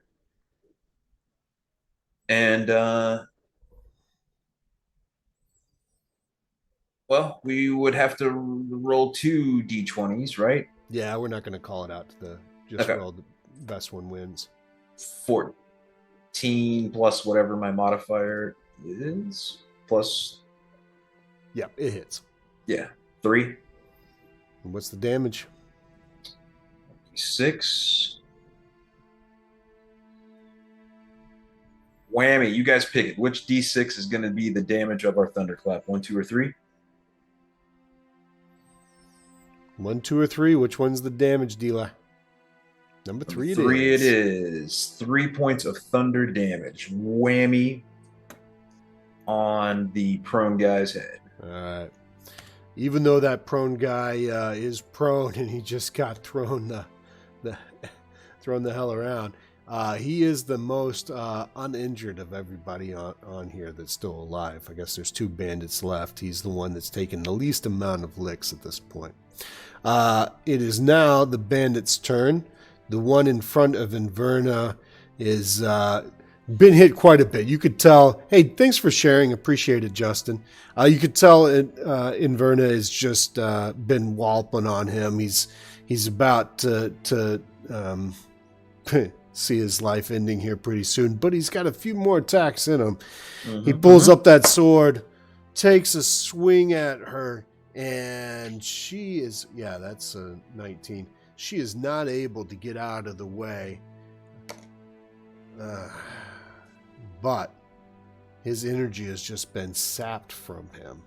Can't get into that Last time it was the same thing. Like, he managed to find a great opening on her. He just didn't have the strength to lunge and put any power behind it. He just barely nicked her. Same thing again this time. Just barely nicks her. She's got some blood from these wounds, but it's nothing gregarious. It's 4 points of damage. All right. Prone guy is going to use his movement to stand up, and he's got Devlin in front of him at this point in time, the sorcerer with the Moserer. And he is trying to pull his sword and concentrate and get into it. He ends up with an 11. I don't think that hits, does it? No, 12. Just barely misses. Yeah. I mean, he just got pushed and his head just thumped he's against the wood there. Got Tweety birds flying around his head right now. Yeah. He's trying to attack, and in fact, he swings pretty hard, but Devlin's able to just go whoop, like that and pull out of the way pretty easily. We are to Seth's turn, and Seth wasn't looking pretty either. Yeah, Seth's back up. Okay, then Seth gets 1d6 of heal. So if anybody wants to pick which one of these d6, number 1, number 2, or number 3. Whoa. Oh, I guess it is now the new turn order. It wouldn't really be on his turn. It's on her turn because that's when it started. But according to you, we act as one group. Yeah. Yeah. So Derek calls 3. Let's do number 3 for. We're stuck on these 3s for heals, but again, I will take it. Derek says, let's focus on that hurt one. Yeah, Seth is your powerhouse. He's the Lizelle of the group, able to. I can't tell you in Baldur's Gate 3 how many times Lizelle saved my butt. Just a straight level fighter, you know. Or they're both hurt. Are we gonna go towards our brother or towards our sister? Both of them are hurt. I think he's referring to Seth. Derek, you're talking about Seth and saving Seth, right? Well, I am Seth. Like, Seth is the one in the middle, but am I going towards Devlin to help, or am I going towards Inverna to attack? Yeah, gotcha. yeah. That's a good call. Derek, who's he attacking? The guy with the more hit points or the one that's about to die? Let's go with the one who has most damage. All right, so he's going to go hit the one that is in front of Inverna. Okay, so he runs over here, and I'm going to try to sweep his feet out from under him with a sword attack. We going with whichever one of these d20s is the attack that we're using. It's this plus 5. So number 1, number 2, or number 3. Let us know which one. You guys play along with this. You can pick here in chat. Number 3 it is. Damage rolling. Oh no, it's not looking good. That's 5 plus 5. That's only a 10 to sweep his feet. Seth, overextending himself. I mean, the blood has been leaking out of the wound from his back, the gaping sword slash that occurred there, and the other wounds that he's got. He comes up to try and sweep the legs and hit this guy, and he doesn't have it in him, and he ends up missing. You know what we're gonna do? We're gonna shove him from behind. Hate it all you want. Contact I guess it's Wizards a movement of the Coast. bonus in action. Yeah. I'm going to shove him from behind. Technically, though, it's your strength check, not mine, but we'll keep playing it this way. Is it? Yeah. Is it kind of, that's a contested, wouldn't it? Well, you have to roll first. All right. So, you hit. We can do it that way. No, I already rolled. He missed the save. So you push him. Which direction did you want to push him? Just past my sis to her left. All right. So he goes flying, cartwheeling back a little bit, and is landing prone right over there.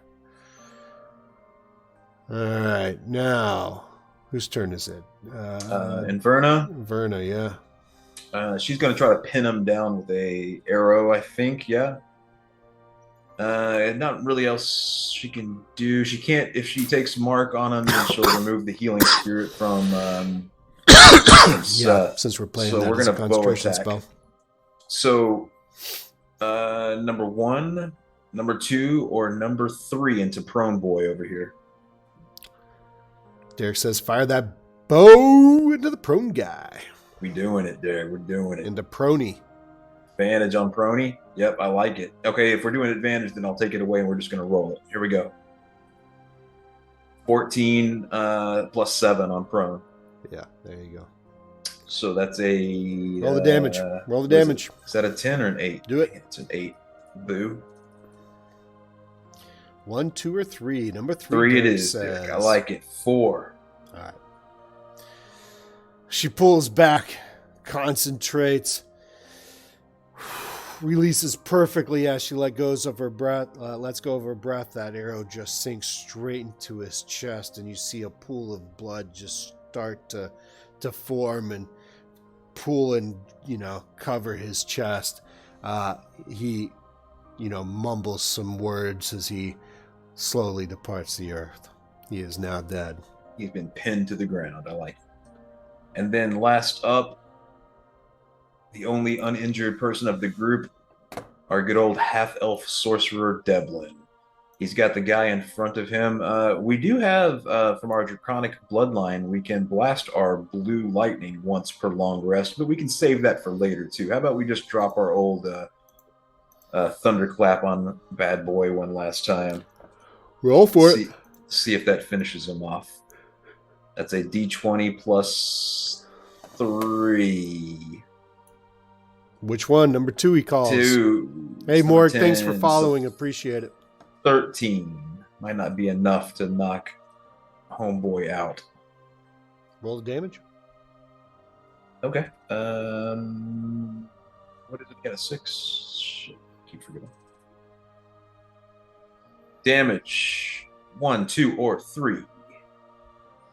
Number 2. 1, he says. 4. 4 damage. All right. This guy.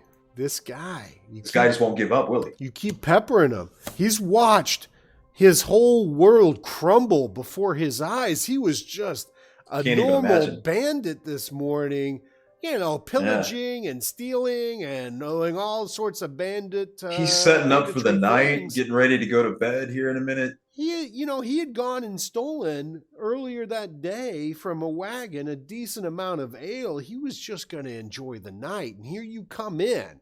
You come into his camp. You kill his leader, who happened to be his brother. And you killed all of his friends. You killed his weekend plans, by the way.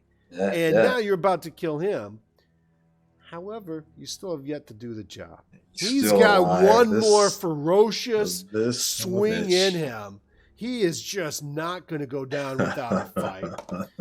He takes it to the max. And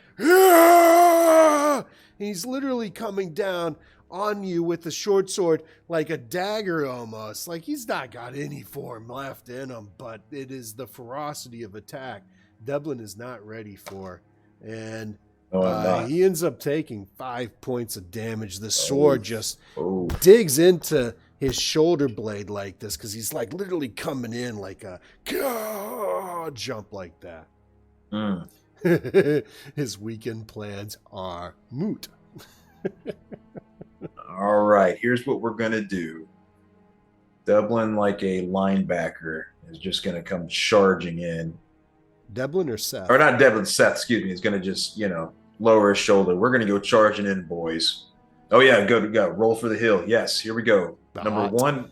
So, again, anybody can chime in on this. Just put a number up in chat. The number that we're rolling here is the number that we're going to heal for this round. So number 2 it is. Number 1, number 2, and 3. Number 2 it is. Whoa, no, only 1. We broke the streak at least. At least it wasn't a 3 again. Went the wrong way on that one. Yeah, we did. But we broke the curse. That's what's important. And now that we've bull charged our way in, we're going to roll. Thanks for the hearts. I appreciate it. To attack. So this D20 plus 5 is going to be us swinging at this guy attacking our homie over here. 12 foot points. Now some color coming back into him. Yep. So you know, there's a heal over time spell going on Seth, and that's what the heals are about. So he just got 1 health back. It's like a trickle health over time, but that's a 17 plus 5 to wallop this last guy, and that's a D10. This is going to be good right here. So, or you can call it out. Pick a number 1 through 3 here, buddy. You've been so quiet, man. Pick one of these D10s, 1, 2, or 3, and that's the one that's going to do the damage. There. So we're going to get Morg to go with this. Number 3. Let's go with it. All right, this is the one that's hitting. 7. Great call, brother. 7 damage to the last guy. What's your parting word? What are you yelling as you're charging? Not today. Not today. Put a fork in it, buddy. Not today. Seth watched his brother just get, it would look scary from where Seth was standing. I mean, this guy just went like this with the short sword. He was worried for his brother. He charges in, not today. And he literally runs his sword through this bandit. The sword tip is sticking out the back. Blood, and the guy's like, my weekend. My weekend plans were ruined. Oh no, bye-bye, bandit. And the bandits he was just pillaging, done. Enjoying his day, man. They were enjoying their day. So, you guys took care of the bandit camp that you stumbled across when you chose to go to the east on this path. You came across them unexpectedly. You knew there were some in the area, but you came across them unexpectedly. Unfortunately, Inverna tried to sneak up on them, failed to make the check. Did not work. Combat ensued, but you have been successful. This, to be honest, is probably one of the bigger battles that you guys have been in as an adventuring group so far. So kudos to you. 5v3, that's pretty good, yeah. 5-3v. 5-3. That broke my brain, but yes, I got it, yes. So, you... well, like, chat, what you always do, you got to search the buy, number 1. That's Ranger Inverna kicks in. She's like, you gotta loot. So I want to walk up to each body and click E. Now, who's looting? Inverna. She's the ranger. She's the her and Seth both. Our sorcerer, he doesn't like to dig through corpses and stuff like that. So Devlin's going to go and stoke the fire and make sure the fire continues burning. Seth is going to drag bodies away from the campsite so we don't attract any beasts overnight. And Inverna is going to be searching them before Seth drags the bodies off. Gotcha. Okay. All right. So, Devlin, the sorcerer, is tending the fire and ends up checking out some of the storage and supplies that is actually around the fire in that area.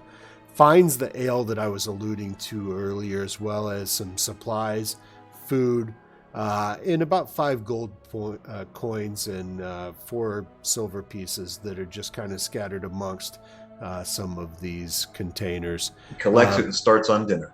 Yep. Or supper. Seth is the one going through the bodies, you said, correct? Inverna the ranger is going through them. Seth is dragging them off afterwards. Okay.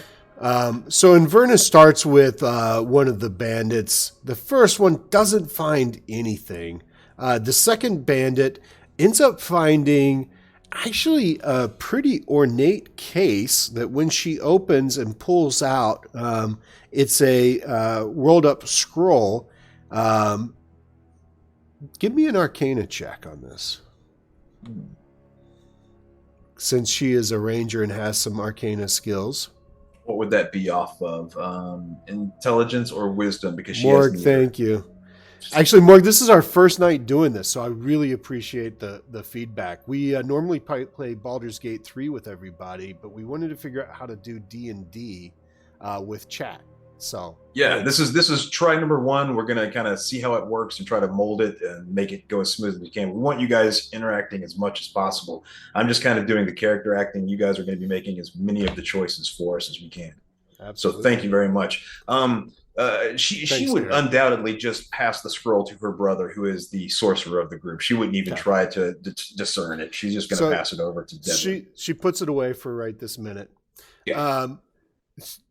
Excitedly, she ends up finding, not on the corpses themselves, but laying over to the side, kind of in the same area that she's in, she ends up finding a bow of pretty good construction. It was laying against one of those tents, and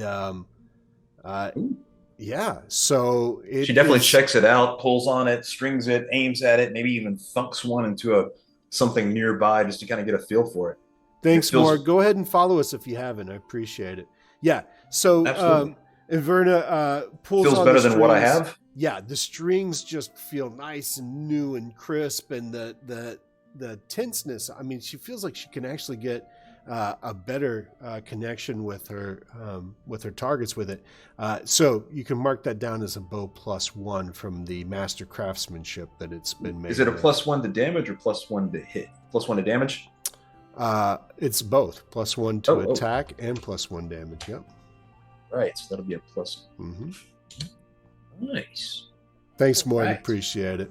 Absolutely. Thank you, buddy. Yeah, join us anytime, please. Coming up to the next bandit, and this is kind of icky. I mean, they're covered in blood, and the bodies are just, it's not a pretty thing. So I'm sure Devlin's excited that he doesn't have to do it.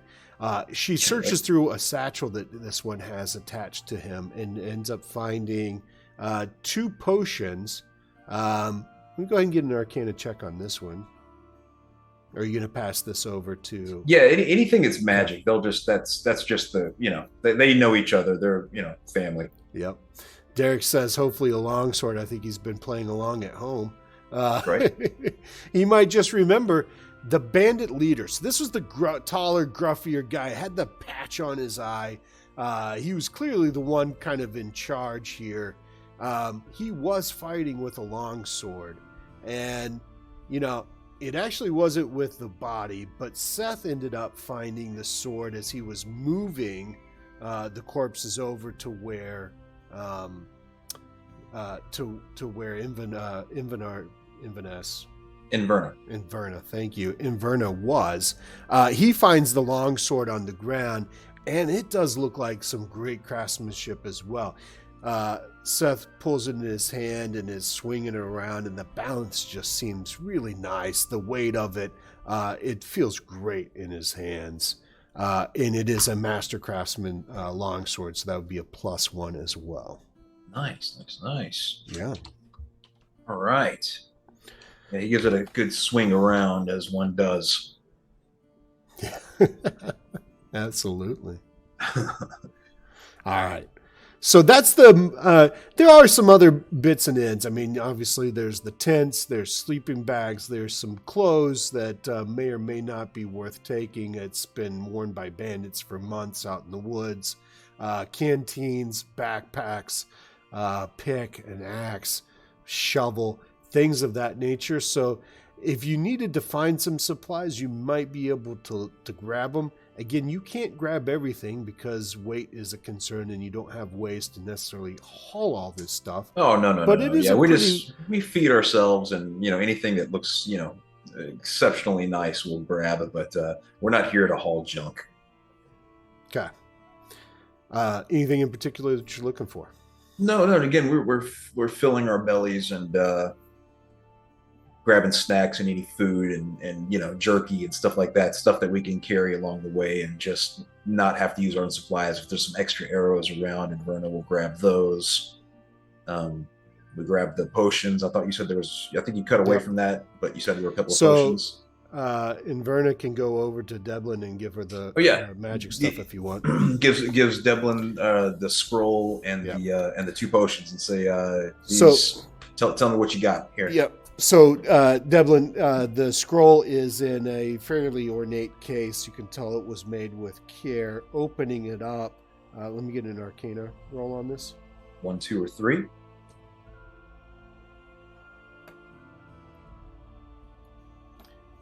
One, 2, or 3 for that Arcana roll.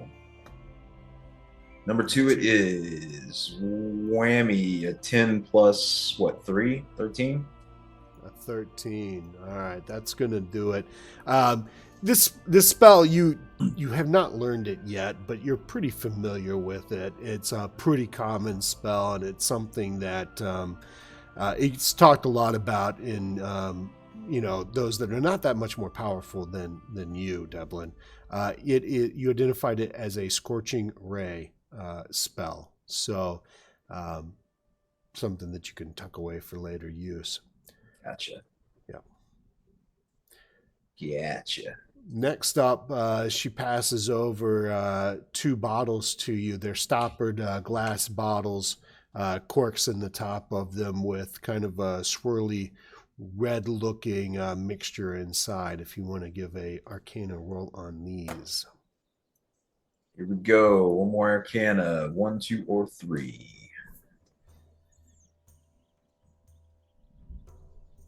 Number 3 it is. No bueno. All right. Yeah. It looks quenching. It's got Brondo in it. Yes. There are a few potions that come to mind, just not comfortable enough. Could be a healing potion. Mountain Dew Code Red. You wouldn't want to chance it because it could be a potion that does something completely different as well. You're just He looks back to the others like could be good, could be bad. There's no way of telling where these guys got this from. It's up to you. Choice is yours. Drinkers be warned. Yep. All right, I'm going to let you talk with chat for just a minute about what your next plans are here. I got to go grab some water real quick. Yeah. I'll swap with you when you get back. All right. So I believe we're still heading to the morgue. From what we've heard, the contract was we have to go to the morgue, and there's an object that we have to find and bring back. I don't know what time of day it is. We have limited time to fulfill this contract, 3 days. and it's at least 1 day there and 1 day back. So if I were to camp, I think maybe camping on the way back would be the better idea, just in case we do get caught up somewhere. So like we have the choice of rushing or not, maybe. But we'll check with the DM when he gets back, like what time of day it is. I don't know how long we took here and how long it took us to travel here, but we got to make it to that morgue. We got to do whatever we got to do, and then we got to get back and hopefully not encounter anything on the way back. So those were the next steps. My peeps are pretty hurt. Freaking Seth took a freaking wallop, man. 32 damage. We got to sleep it off overnight. We'll see how much we can recoup from that. Yeah, we went east, didn't we? I guess we got to go back and go west. We chose poorly. So we got to rest up overnight and see what kind of health we can recoup. All right, DM, I think us in the chat have decided that we're curious what time of day it is, because I guess we got to decide whether we're going to press on or not, because time is of the essence. Yeah. And we know we got to go the other way on the trail, I guess. Exactly. And we got to recoup some hit points at some point here. Are we able to take like a short rest, or can we use... What can we do to heal up Seth? Yep. So, Devlin, I think, started making some food, and that was probably the right call. You pushed on lunch and got to this bandit camp a little bit after what would have been lunch. So it's around 1:30 or 2 at the end of combat at this point. If you throw in lunch, it's easily going to be 2:30, taking care of all the bodies and the looting, but it's still early-ish afternoon. You got plenty of daylight left if you wanted to push on. You're right. Now that you're thinking about it, you went the wrong direction on the trail. So you got the backtrack plus going the right direction to where you need to go. And you do know that you have a little bit of a timeline on this. So that's kind of the dilemma. You got an injured party, but you have a timeline that you need to stick to. You could do a short rest, be able to recapture the 2D hit points. I don't remember if you guys are 6, 8, or 12. You get the what is it called? I forget. Gosh, why is my brain blanking? Yeah, I remember you guys. Don't worry. You'll still be the ones in chat chiming in, making the choices anyway. So it's all that counts. Oh, hey, check us out. We also have a Discord channel. We can put that in the comments here in a minute. That might be more incorporated in the future. Yeah, for the people that are the OG members.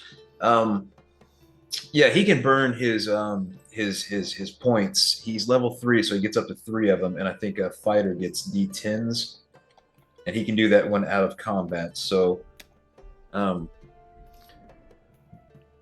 you could take a short rest now. Let's do that. Grab your hit points back. That's 18. 18 back. Let the chat decide on the dice roll, bud. Well, that was all 3.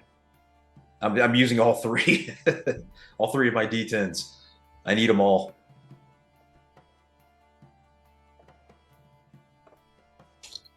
For Seth?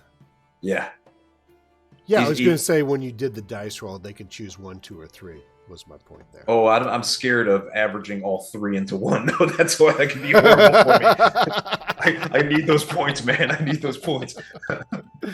I see what you did there. What about the other 2? Inverna here, let's see. She'll do 1d8. So you guys pick number 1 or number 2 for Inverna's health back. Number 2, it is 6 points back. Okay, we'll take 6 back.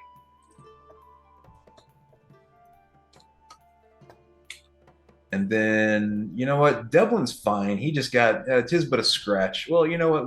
We'll do. Here we go. D6 back for him as well. 1 or 2. 1 or 2.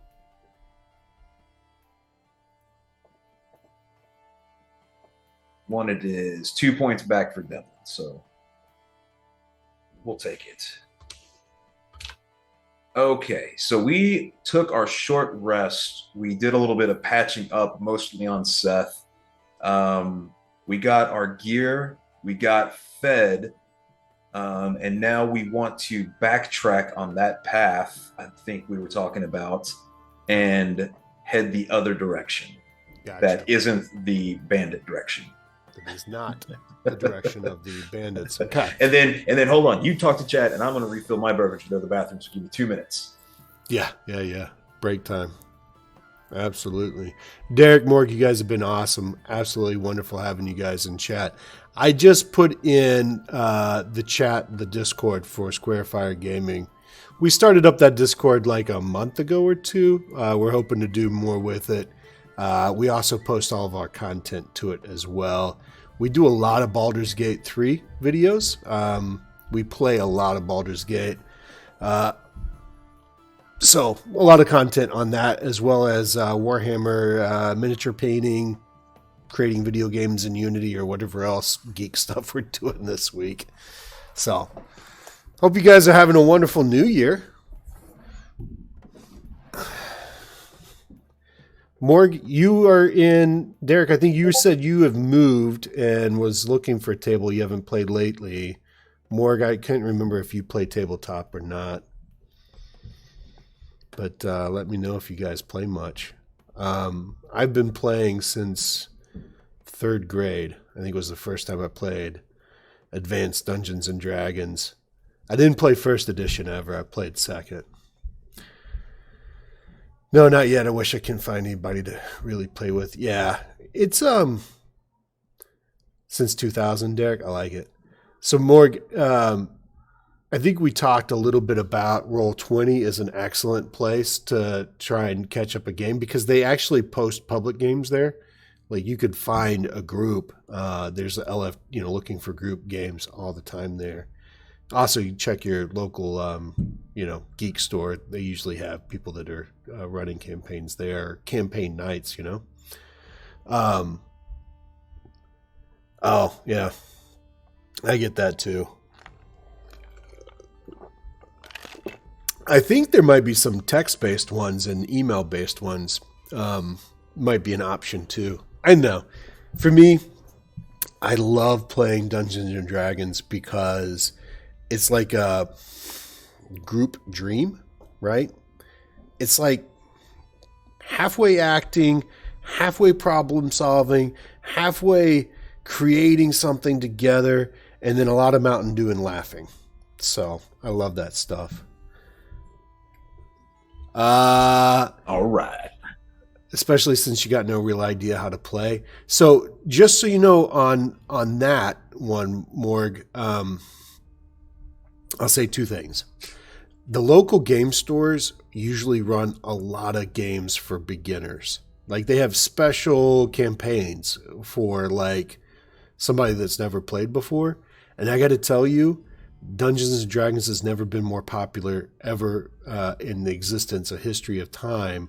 So there's so many more new players now. You'll easily find groups where people aren't that familiar, don't have a huge background. And most DMs play really well with people that are new to the game. So I get the worry, but it's a really cool. I shouldn't say that. Sometimes there's not great people, but most part, it's a great community. Yeah, the community overall is a good community. Yes, yeah. Very welcoming, very inviting, very very eager to get new players in because they love it, and then they love it when new people join it as well. So yeah. It's welcoming like that. Yeah. Or just talk to the dude on the counter. He knows everything. He knows all the ins and outs. He will gladly talk to you about it too. Counter dude is your bro. Who do I need if I want to get into D&D? Who do I need to talk to? If I want to get into just role playing games in general, maybe D&D isn't what's popular at your particular shop, but there is some type of game that they play there. Find out. What I just realized? The Simpsons comic book guy. Right? Yeah.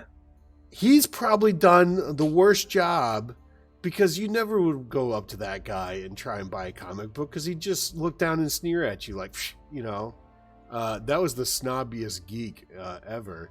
Yeah, vampire. Yeah. get this idea that, the geek store guy is going to be like comic book guy from The Simpsons. Yeah. Not the case. Not the case at all. All right.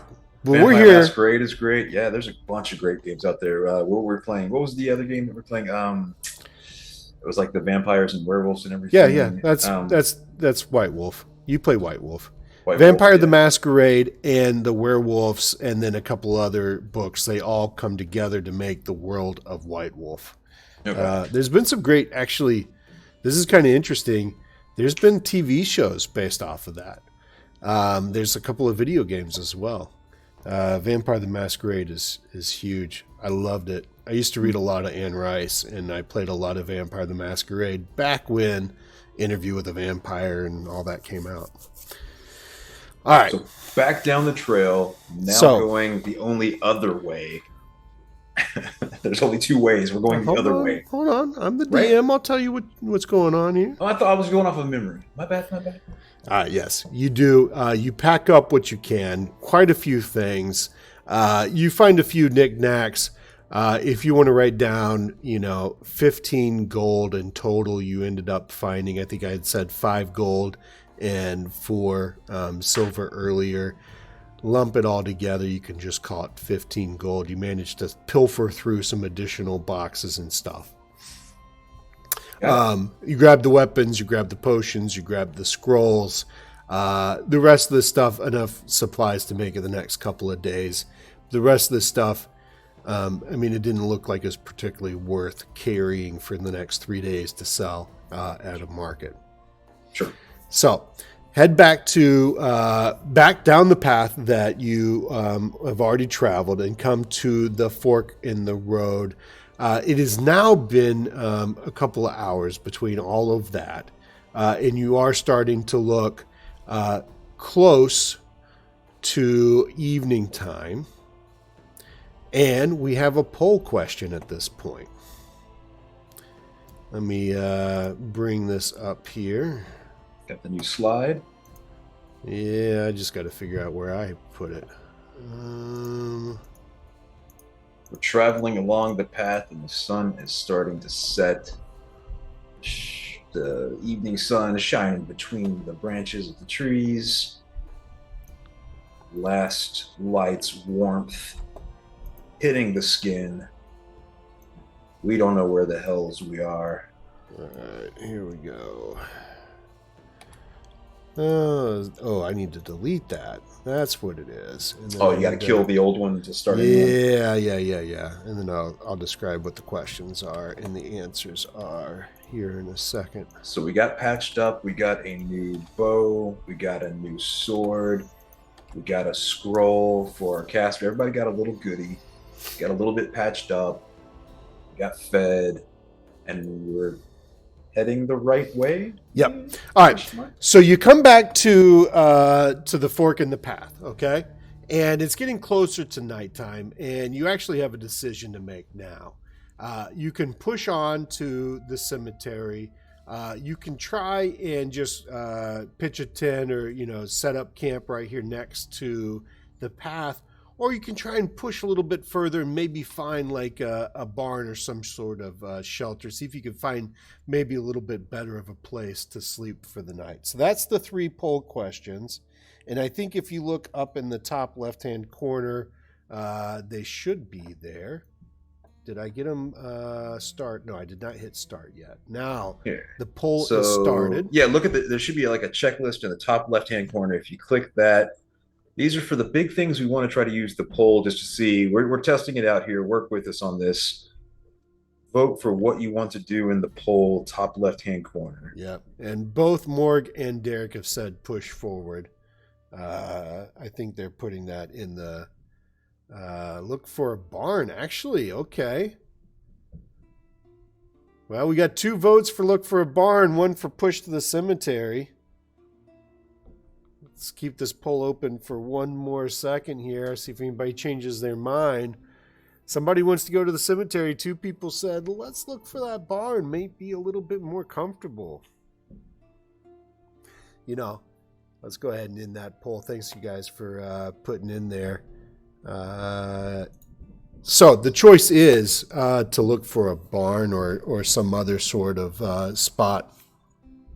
And you guys, let's see here. Yeah, there we go.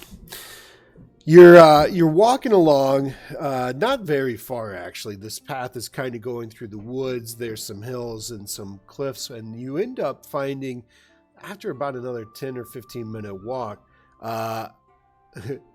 Morg says, I'm liking so much time, I'm going to get you out to 10K likes if it's the last thing I do. Thank you, Morg. I appreciate it. You are amazing. You walk about 10, 15 more minutes, and you end up finding what looks to be a pretty decent cave, actually.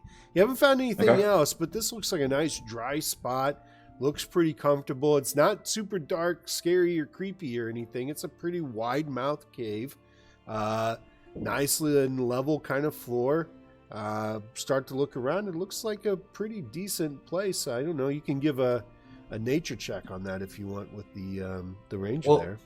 Yeah, I was about to say, Inverna's checking it out. She wants to be able to light a fire someplace that's, not easily seen from the trail. So a cave would give us some shelter to that. But let's do a roll. Derek says, roll for perception, calling it out. You want to pick a D20? 1 or 2, you guys. 1 or 2. This is our perception roll.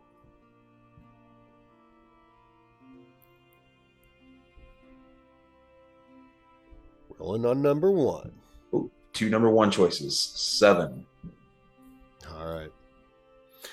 Yeah. Inverna takes a look around. I mean, as expected, there's some signs of nature, and animals have probably used this cave over time. This is my ranger. But you do find a pretty decent spot to set up a campfire. It looks fairly comfortable, fairly dry, and the biggest upside is you don't see any bandits anywhere around the area. Good. I'm done with bandits for at least today. Bare minimum. Bare minimum. All right, beautiful. Well then, would you like to sleep for the night there? Seth on the way into the whatever cave or whatever it is, outcropping, will grab a couple of downed branches, and then Devlin will get to making the fire as Seth is breaking up the branches for him, and Inverna is just going to kind of scout the area a little bit. Derek, unfortunately, is wanting Inverna to go find a Halson to to take her. Oh, nice. We're looking for the Owlbear Cave right now. You're not in the right spot of the game. Is that what it is? Yes. So, you guys settle in for the night, kind of. I mean, Seth is pretty wary, right? I mean, he took quite a lot of damage. Yeah, he's going to make the fire and lean back up against the side of the wall, get some warmth. Yeah. Again, it's a nice dry camp. It seems like a pretty decent place. Is there anything you guys want to do before you turn in for the night? Any kind of watch you want to take, or? Oh, definitely. Inverna is going to be up with Devlin for Let's a little go, bit. Morg! Let's do it.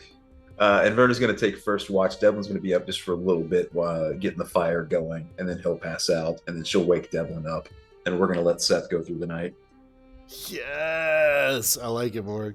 All right, so Inverna and Devlin are away. Devlin are taking. Who's taking first one, you said? Inverna and Devlin are both up right now. Devlin's getting the fire going. Seth is out. All right.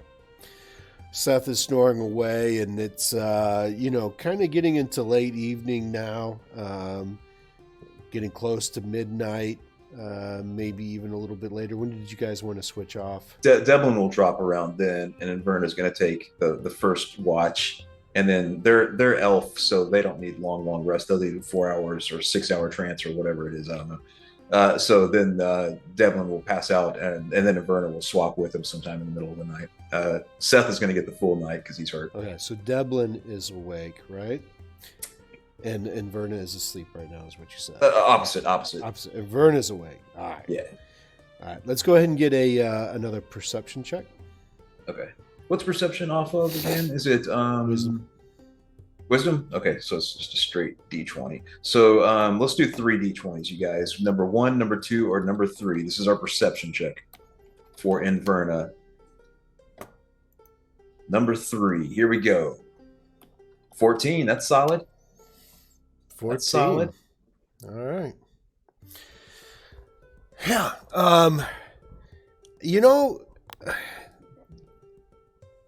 There's nothing that comes up or like is like in the immediate vicinity, but there's definitely some sounds going on further out in the woods.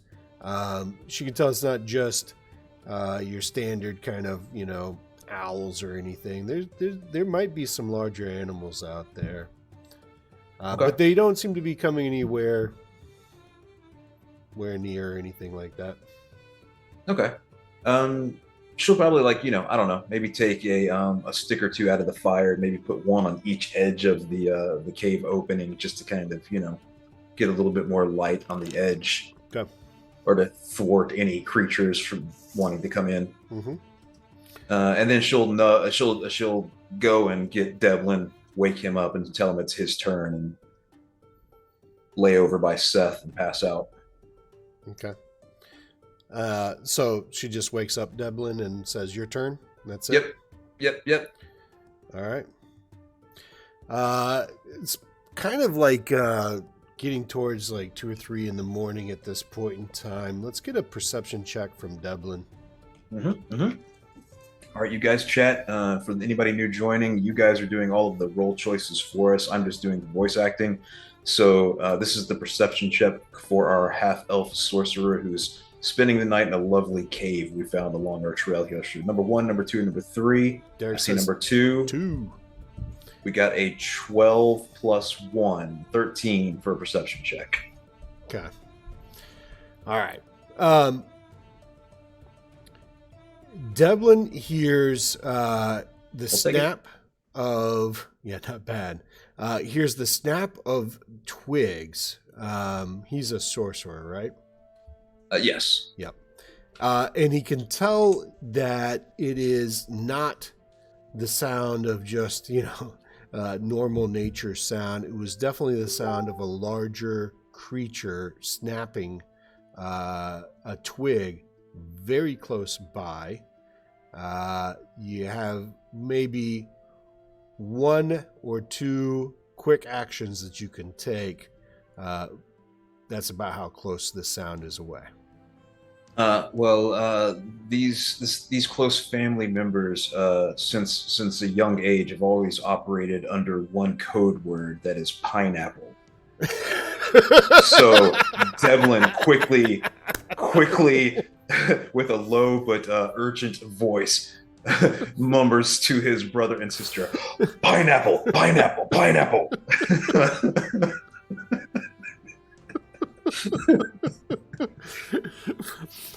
Chat, do you believe that? Do you believe that this brother and sister would know what Devlin would mean when he said pineapple at 2 a.m. in the morning? I don't buy that.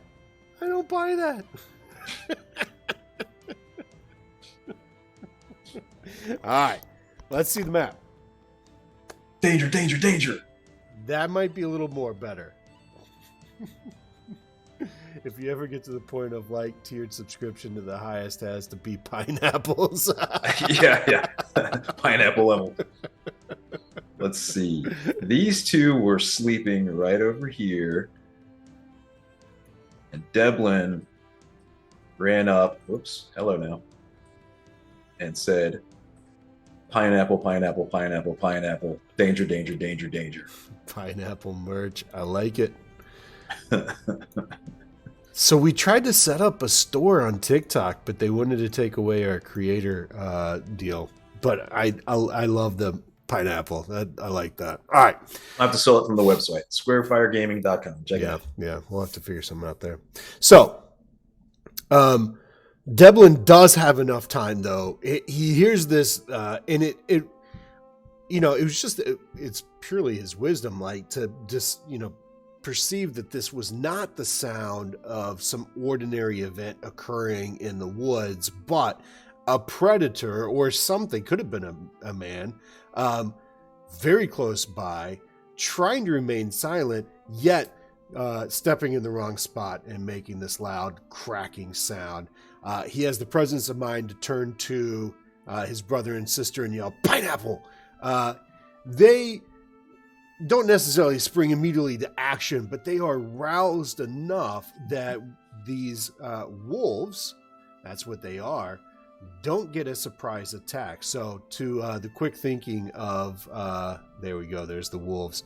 To the quick thinking of Deblin, no surprise attack from these wolves. These things are some very nasty, vicious beasts. They're not dire wolves. Thankfully, they're normal-sized, dark coats, eyes shimmering in the moonlight, and you can see that they're attacking as a pack, coming up, trying to stay away from the fire, obviously, but it's clear that they have one thought on their mind, and that is to eat you. Tame one for the ranger. We're the last one. We're going to rub his nose in it, and then he will know. Yeah, I don't think you have any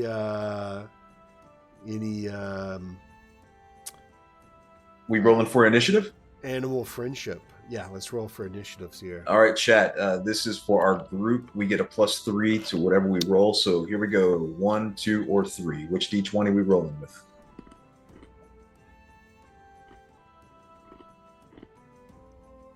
You guys pick it. I roll it. Number 2. Number 1. Ooh. 2 is called first. 2 is first. We're doing it. 14. Ooh. Sorry, Derek. You got the right one on this one. 14 plus 3. 14 plus. Big old 17 on the int. All right. You guys have first action. All right. Let's do it. We'll just follow the line order here. Big bad boy Seth, our human fighter, is going to charge and lead the way, obviously, right, guys? Well, now, it is 2 a.m. He has not had a full rest yet. Oh, he's groggy. He's sleepy. He just got woke up. Yep. Well, that's fine. No excuses. Get to work. What do you want from me? Seth, go.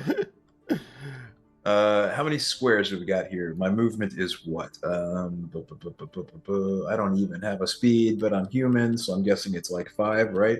6, maybe? 5? We'll go with 5. Each square is 5 feet, so you're going to be able to get 6 out of 30.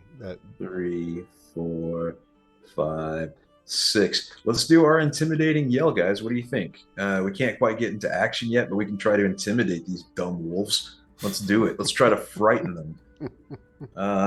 We're going to yell and try to frighten them, and that's going to be like "Rah!" at these wolves, and it's a DC 14 save.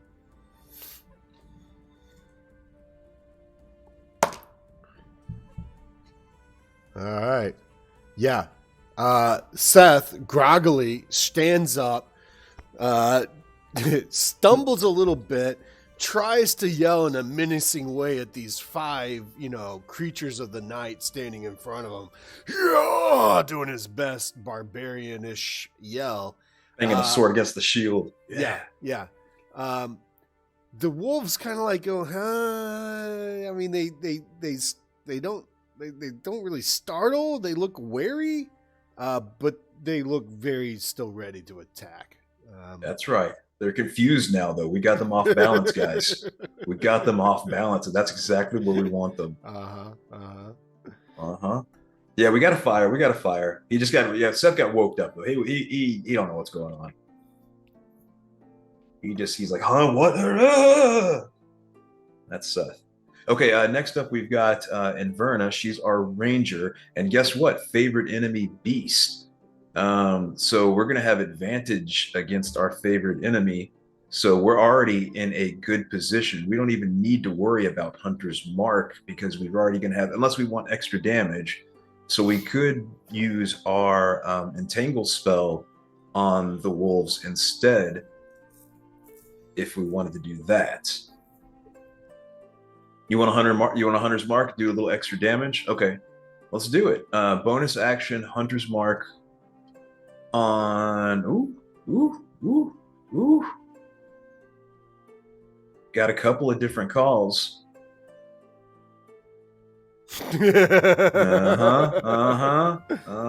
Entangle. He sees that there's 5 wolves. He changes his mind. Tell you what, we're gonna. Yeah, we need an AOE in this, don't we? Yeah, we do. We're gonna drop whammy.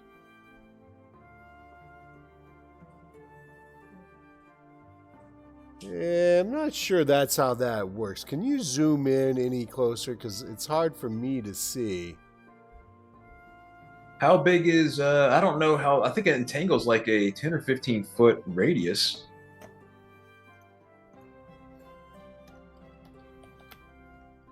We'll put it on 3. How about that? 20-foot square.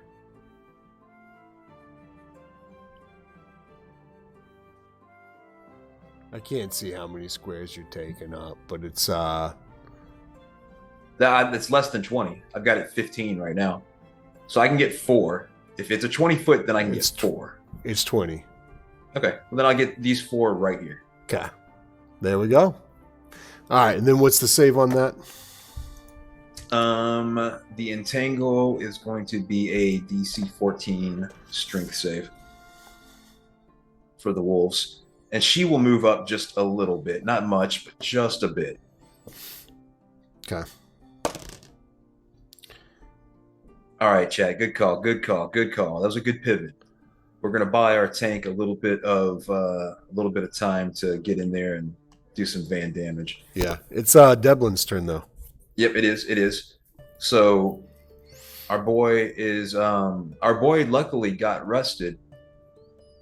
He just got woken up, so he's fully rested. So we can drop magic missile right now if we need to. But you know what else we've got is we do have that draconic bloodline blue lightning. That's a once per long rest pop, but we could drop that. We got 5 wolves in front of us. What do you think? You also have the new scroll. Yeah, Scorching Ray scroll. That's right. Mm-hmm. Scorching Ray. 10-foot cone, 2d6 damage. Oh, we're doing it.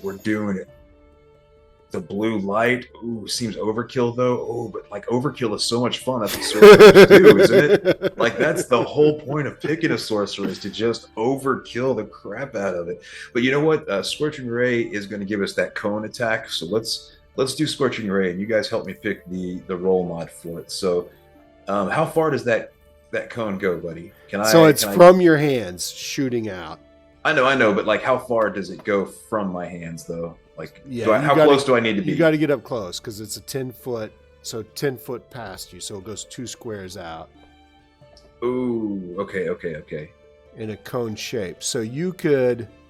I get up here by my brother and hit the front too, maybe, right? Yep. Okay, let's do that.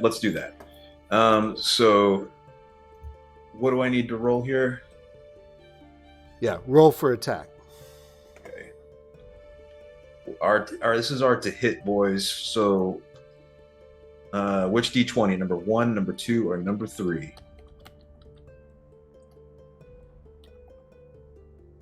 Number 2. 17 plus 3. So that's a 20 to hit on that Scorching Ray. We'll burn that up. We don't have it anymore.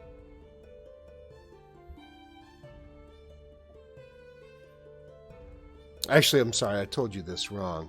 I was getting Burning Hands and Scorching Ray. So you actually have 3 rays that you are firing with Scorching Ray. So you could hit all at 1 or 3 different targets if you want. Which you were able to. You did hit them. So okay. On each hit, the target takes 2d6 fire damage. So 1, 2, or 3.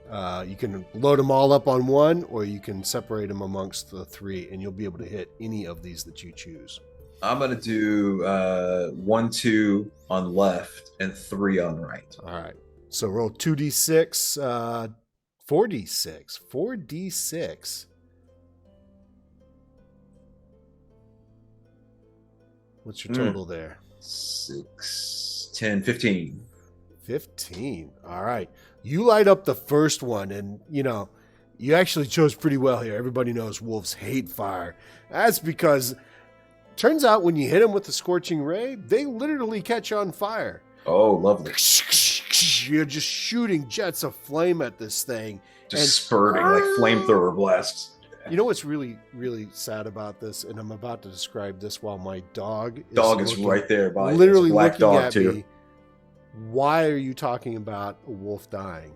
He's just so the scorching ray hits this thing. You hear this just yelping, sad sound. Honestly, smoke's just rising, and then flames erupt from it, and it is now charbroiled and laying on the ground. The next one, let's get 2d6.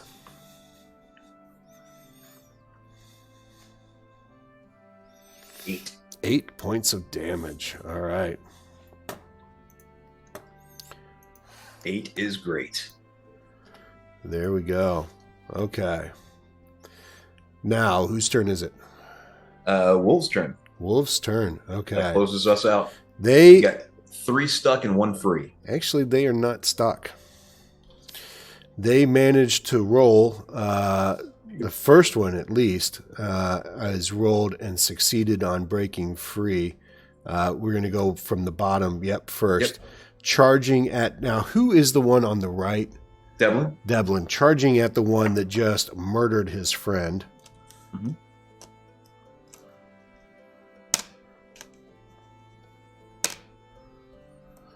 And ends up doing 5 points of damage to Devlin. Okay. Just gnawing at him with his teeth. First tries to rake him with his claws, and then just gets in with his mouth and bites a nasty gash on his thigh. Yeah, we don't like that. Yeah. The next one, the top left does not break through. Okay. The middle one does break through, charging at not Devlin, but the one to the left. Who is that? That's Seth. Charging at Seth.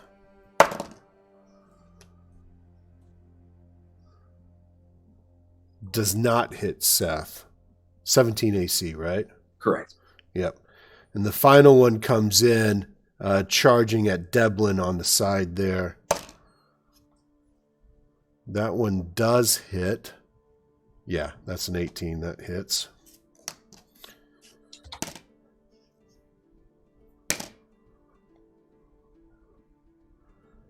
This one gets a nasty, just sinks his fangs right in the midsection. I mean, kind of jumps up and takes a gash at his stomach. 9 points of damage. I don't like that at all. Yeah. That hurt. That hurt old Devlin. Okay. Yeah, these wolves are not messing around. All right, boys. It's time for retaliation here. Seth is up to bat, and we have Time for overkill, Morg says. Yes. Oh, we're about to deliver. Now that's the team. That's the T-shirt.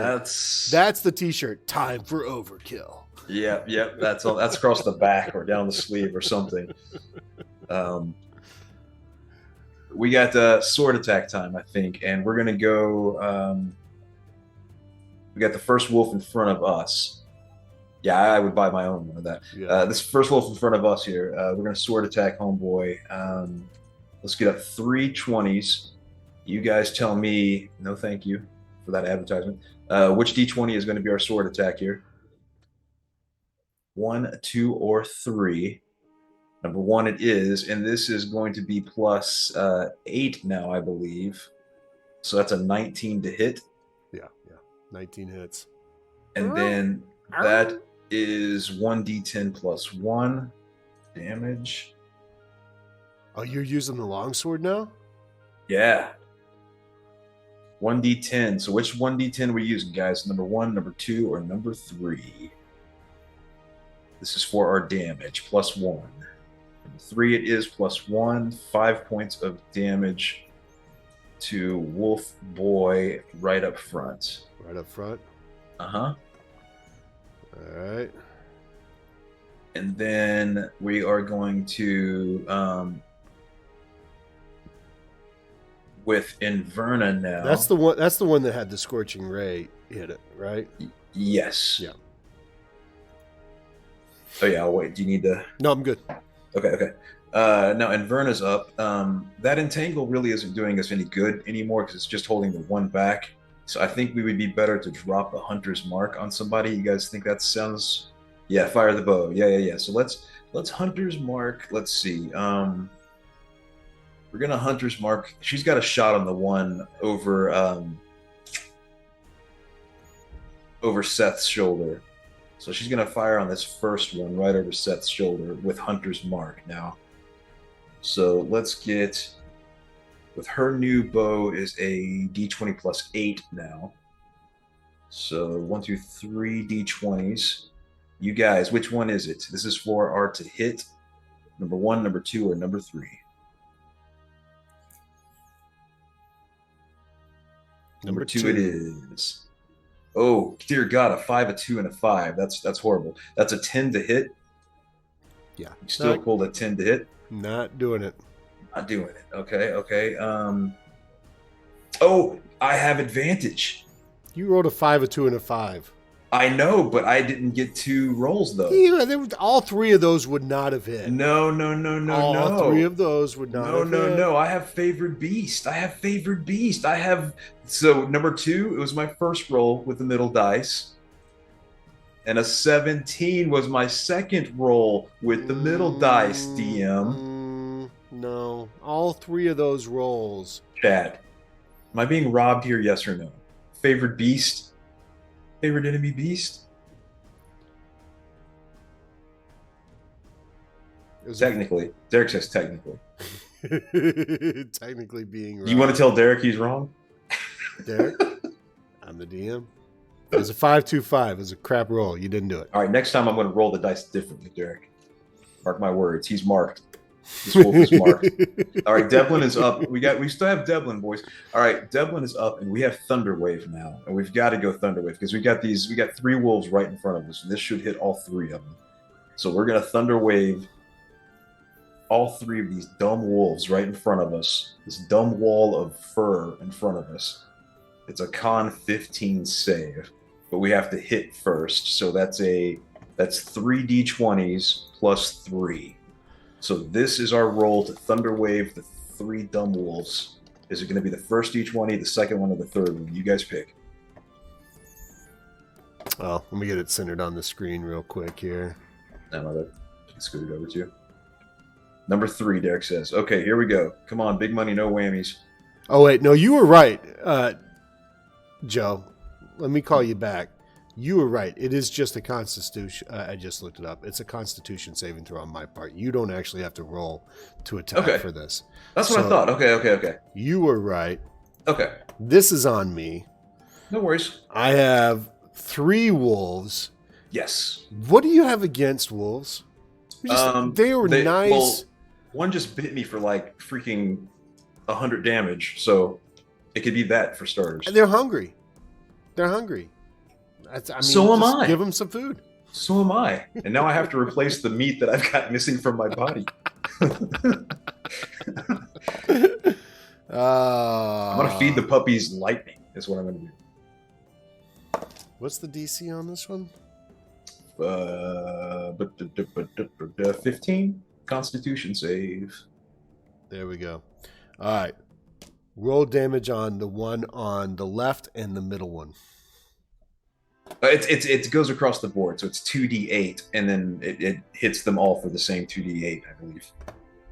No, each one makes a Constitution save. Oh, do they? Okay. Yeah. Okay. So 2d8. Boop boop. Here we go. 9. 9. Yeah, 9. Half as much damage on a successful save. Yeah, baby. So it would only be 3 because you round down. It's still 4. Is it? I thought you round down. Half. Oh, you're right. Oh, yeah. It would be 4 instead of 5. Yeah. See, I'm not super mean. Just when you roll 5s and 2s, you don't hit. All right. Number 1 is the one that's already. All right, it's the one directly above Seth. That dude's been hit twice. He's already been. He's on fire. His skin is smoking from the scorching ray. He got hit again, and now just took this. So Devlin gathers up his energy within him and releases just this huge push of force directly from his body. And the wolf just goes squealing, being pushed back like 10 feet and dies in midair. The next one, the middle one, gets pushed back with the same amount of force, and you hear it just yelp in pain as it lands just in the most uncomfortable looking position. He does pop back up or starts to get up, but you can tell he got hit pretty hard. The next one to the right does not get pushed back, and you can see he braces himself with his front paws and is trying to hold on to this, from this force attack, and he does take some damage from it. Nice. Some fur flies. I like it. Yeah. All right, those are my 3. That's all I got. Oh, and this overgrowth is gone. Is gone. Okay. Yeah.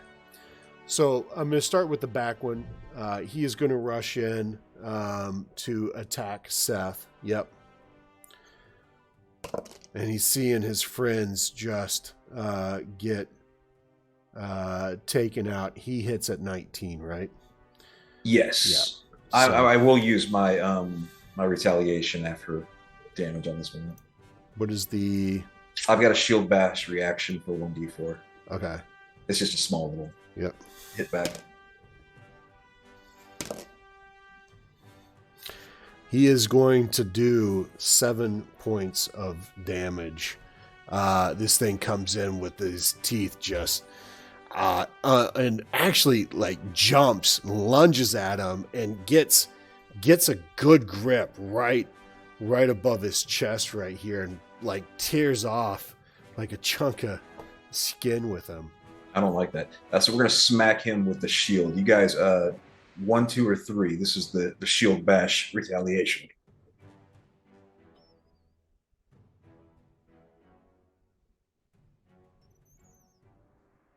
Number 2. Number 2. Oh no! Oh no! It happens. So just 1 point of damage in retaliation. All right. To this guy. Yeah, you try and get a decent push with your. Well, okay.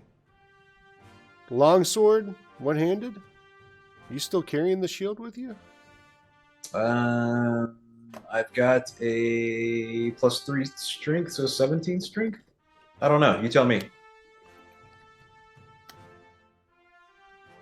Yeah, let's see here. Yeah, longsword can be done one-handed. What's your damage that you're rolling on it right now? D10 +1. It's 1d8 when you're one-handing it. Okay. All right.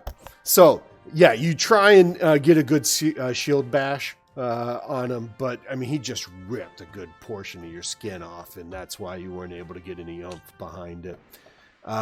It is on to my second wolf now, right?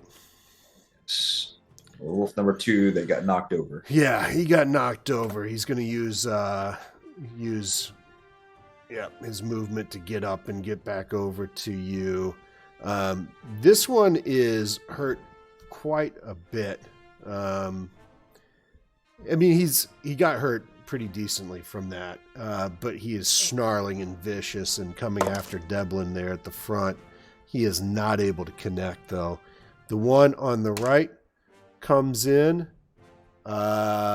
and also misses its attack with its gnashing teeth. You know, you're just able to keep it away with your sword and keep the mouth from connecting with you at all.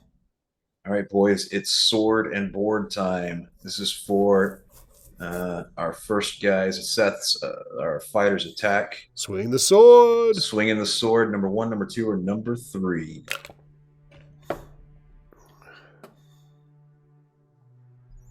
Three it is. 14 plus a bunch.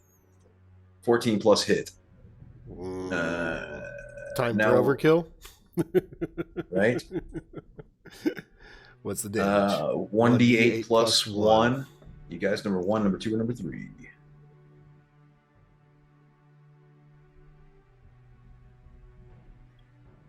Derek called number 3, I think.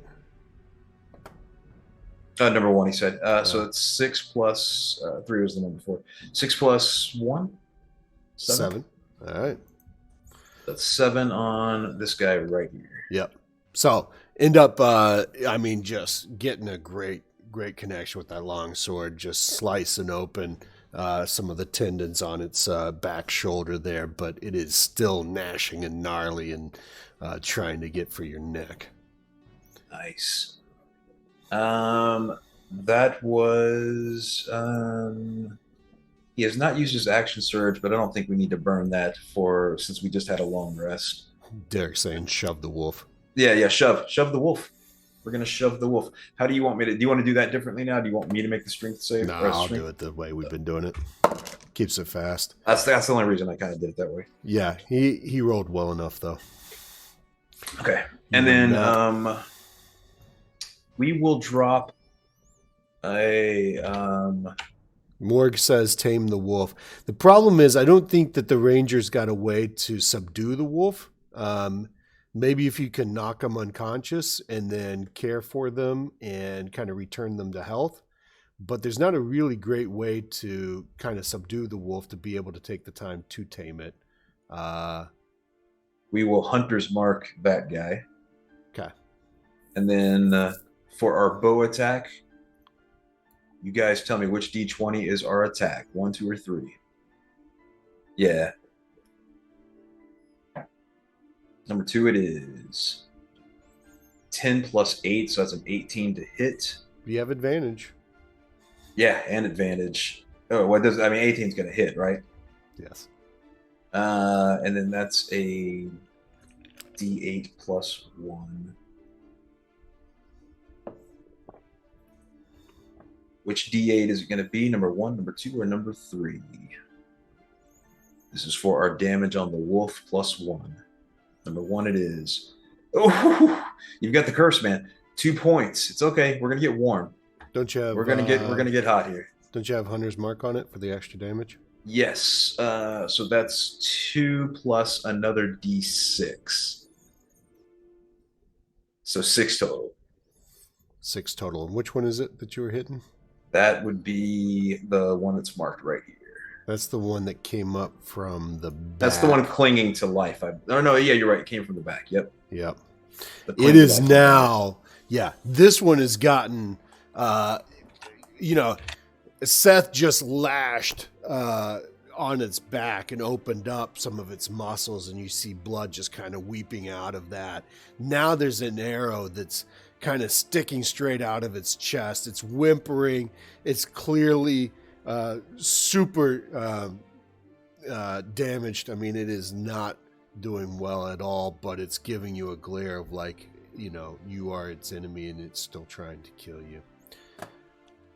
Fair enough. And then we have got, last but definitely not least, our boy Devlin. He's still rocking some artillery. He had a long night's sleep. So we could still use another Thunder Wave or a magic missile. Thunder Wave, we've got 3 guys still in front of us. It might be the way to go while we've got it. Use it, right? Yeah, Thunder Wave. Oh! So that is a con 15 save, else 2d8. And that's on all 3 of these bad boys. So here's the 2d8. That's 9. So What's con the con save 15 less 4 points of damage and pushed. So 4 if they saved. 4 they 9. save, 9 if they don't. All right. So the one on the left, he's dead before he actually gets pushed back. Yep. The middle one ends up saving. It is very wounded, though. You can tell that he is not doing well at all. That one does get pushed back. It is still clinging to life, but he gets pushed back. Again, just grabs onto that force of energy within him and just bellows as he, pushes it out into the world, and these wolves scatter like dominoes. And it's the top of the order for me now, right?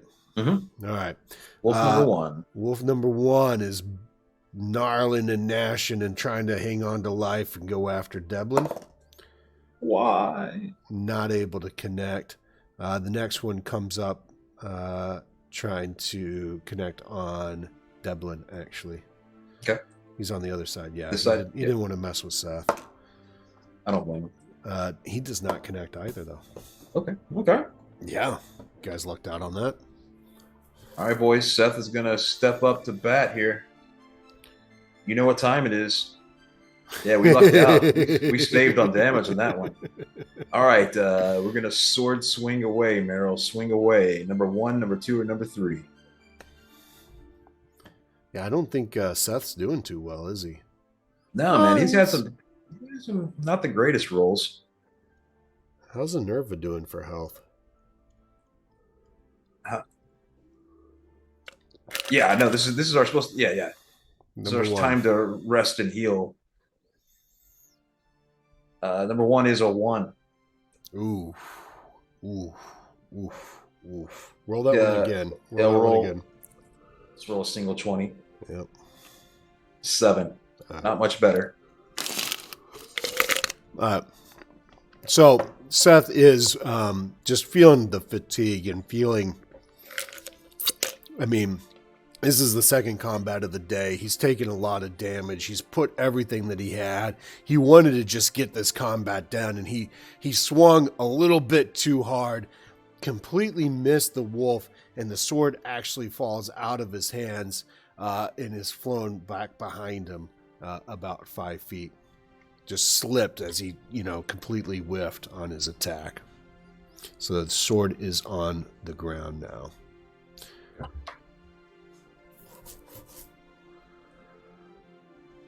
And then let's see, yeah. Yeah, Morg, did you roll these as level 3, I think? Yeah, level 3. Level 3. We can't die in the first stream. Not like this. Not like this. That ain't working. Okay, next up we've got Inverna. She is going to we're gonna drop that mark on that boy right there. Okay. And we're gonna bow attack. This is going to be advantage. 20. Yeah, here we're just gonna roll it since it's advantage. 17 definitely hits. Mm-hmm. And then this is, I should know this by now. What is it? D8? Yeah. This is for damage, guys. 1d8, number 1, number 2, or number 3. You guys are picking the damage. Dice number 1, dice number 2, or dice number 3.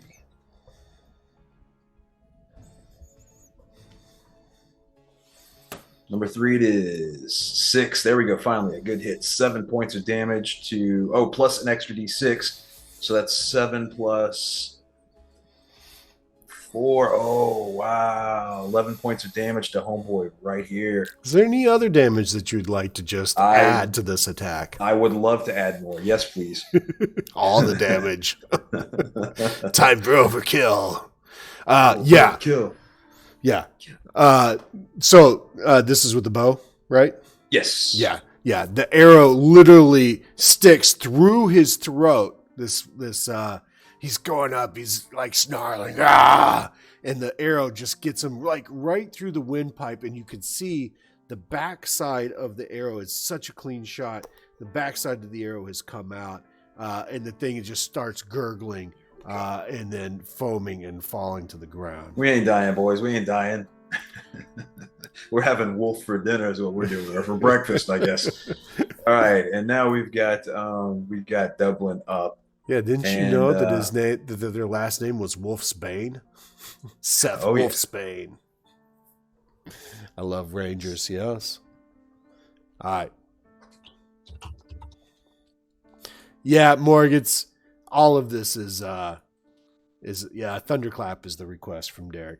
All of this is or abbreviated edition of D&D to try and just make this work from a chat perspective. Thunderclap. I don't roll for that either. I just double checked. I was pretty sure that's the way it was. Thunderclap on this guy right here, and that's just a save as well. A con save, 15. Did not make it. Okay, so then that's just 1d6 damage on that guy. So it's 1. 1 point of damage. He's coming at you. All right, come at me, boy. He is not happy. You don't like those loud noises. Dogs don't like fireworks. Actually, you know what? Was that 1 point of damage all he had? No, that was to see if he ran. Yeah, okay. He did not run. He stayed. Fair enough. He also did not hit you. Wait, no, 15. Does 15 hit Dublin? Oh, yeah, that hits. Oh. Ooh.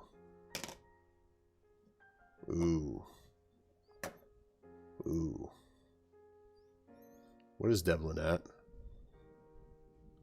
Why? 13. I got 13 points left. With one last ferocious, just snarling, you can see the pure hatred in this thing's eyes. It took a second. It looked around. Save the spells, they say.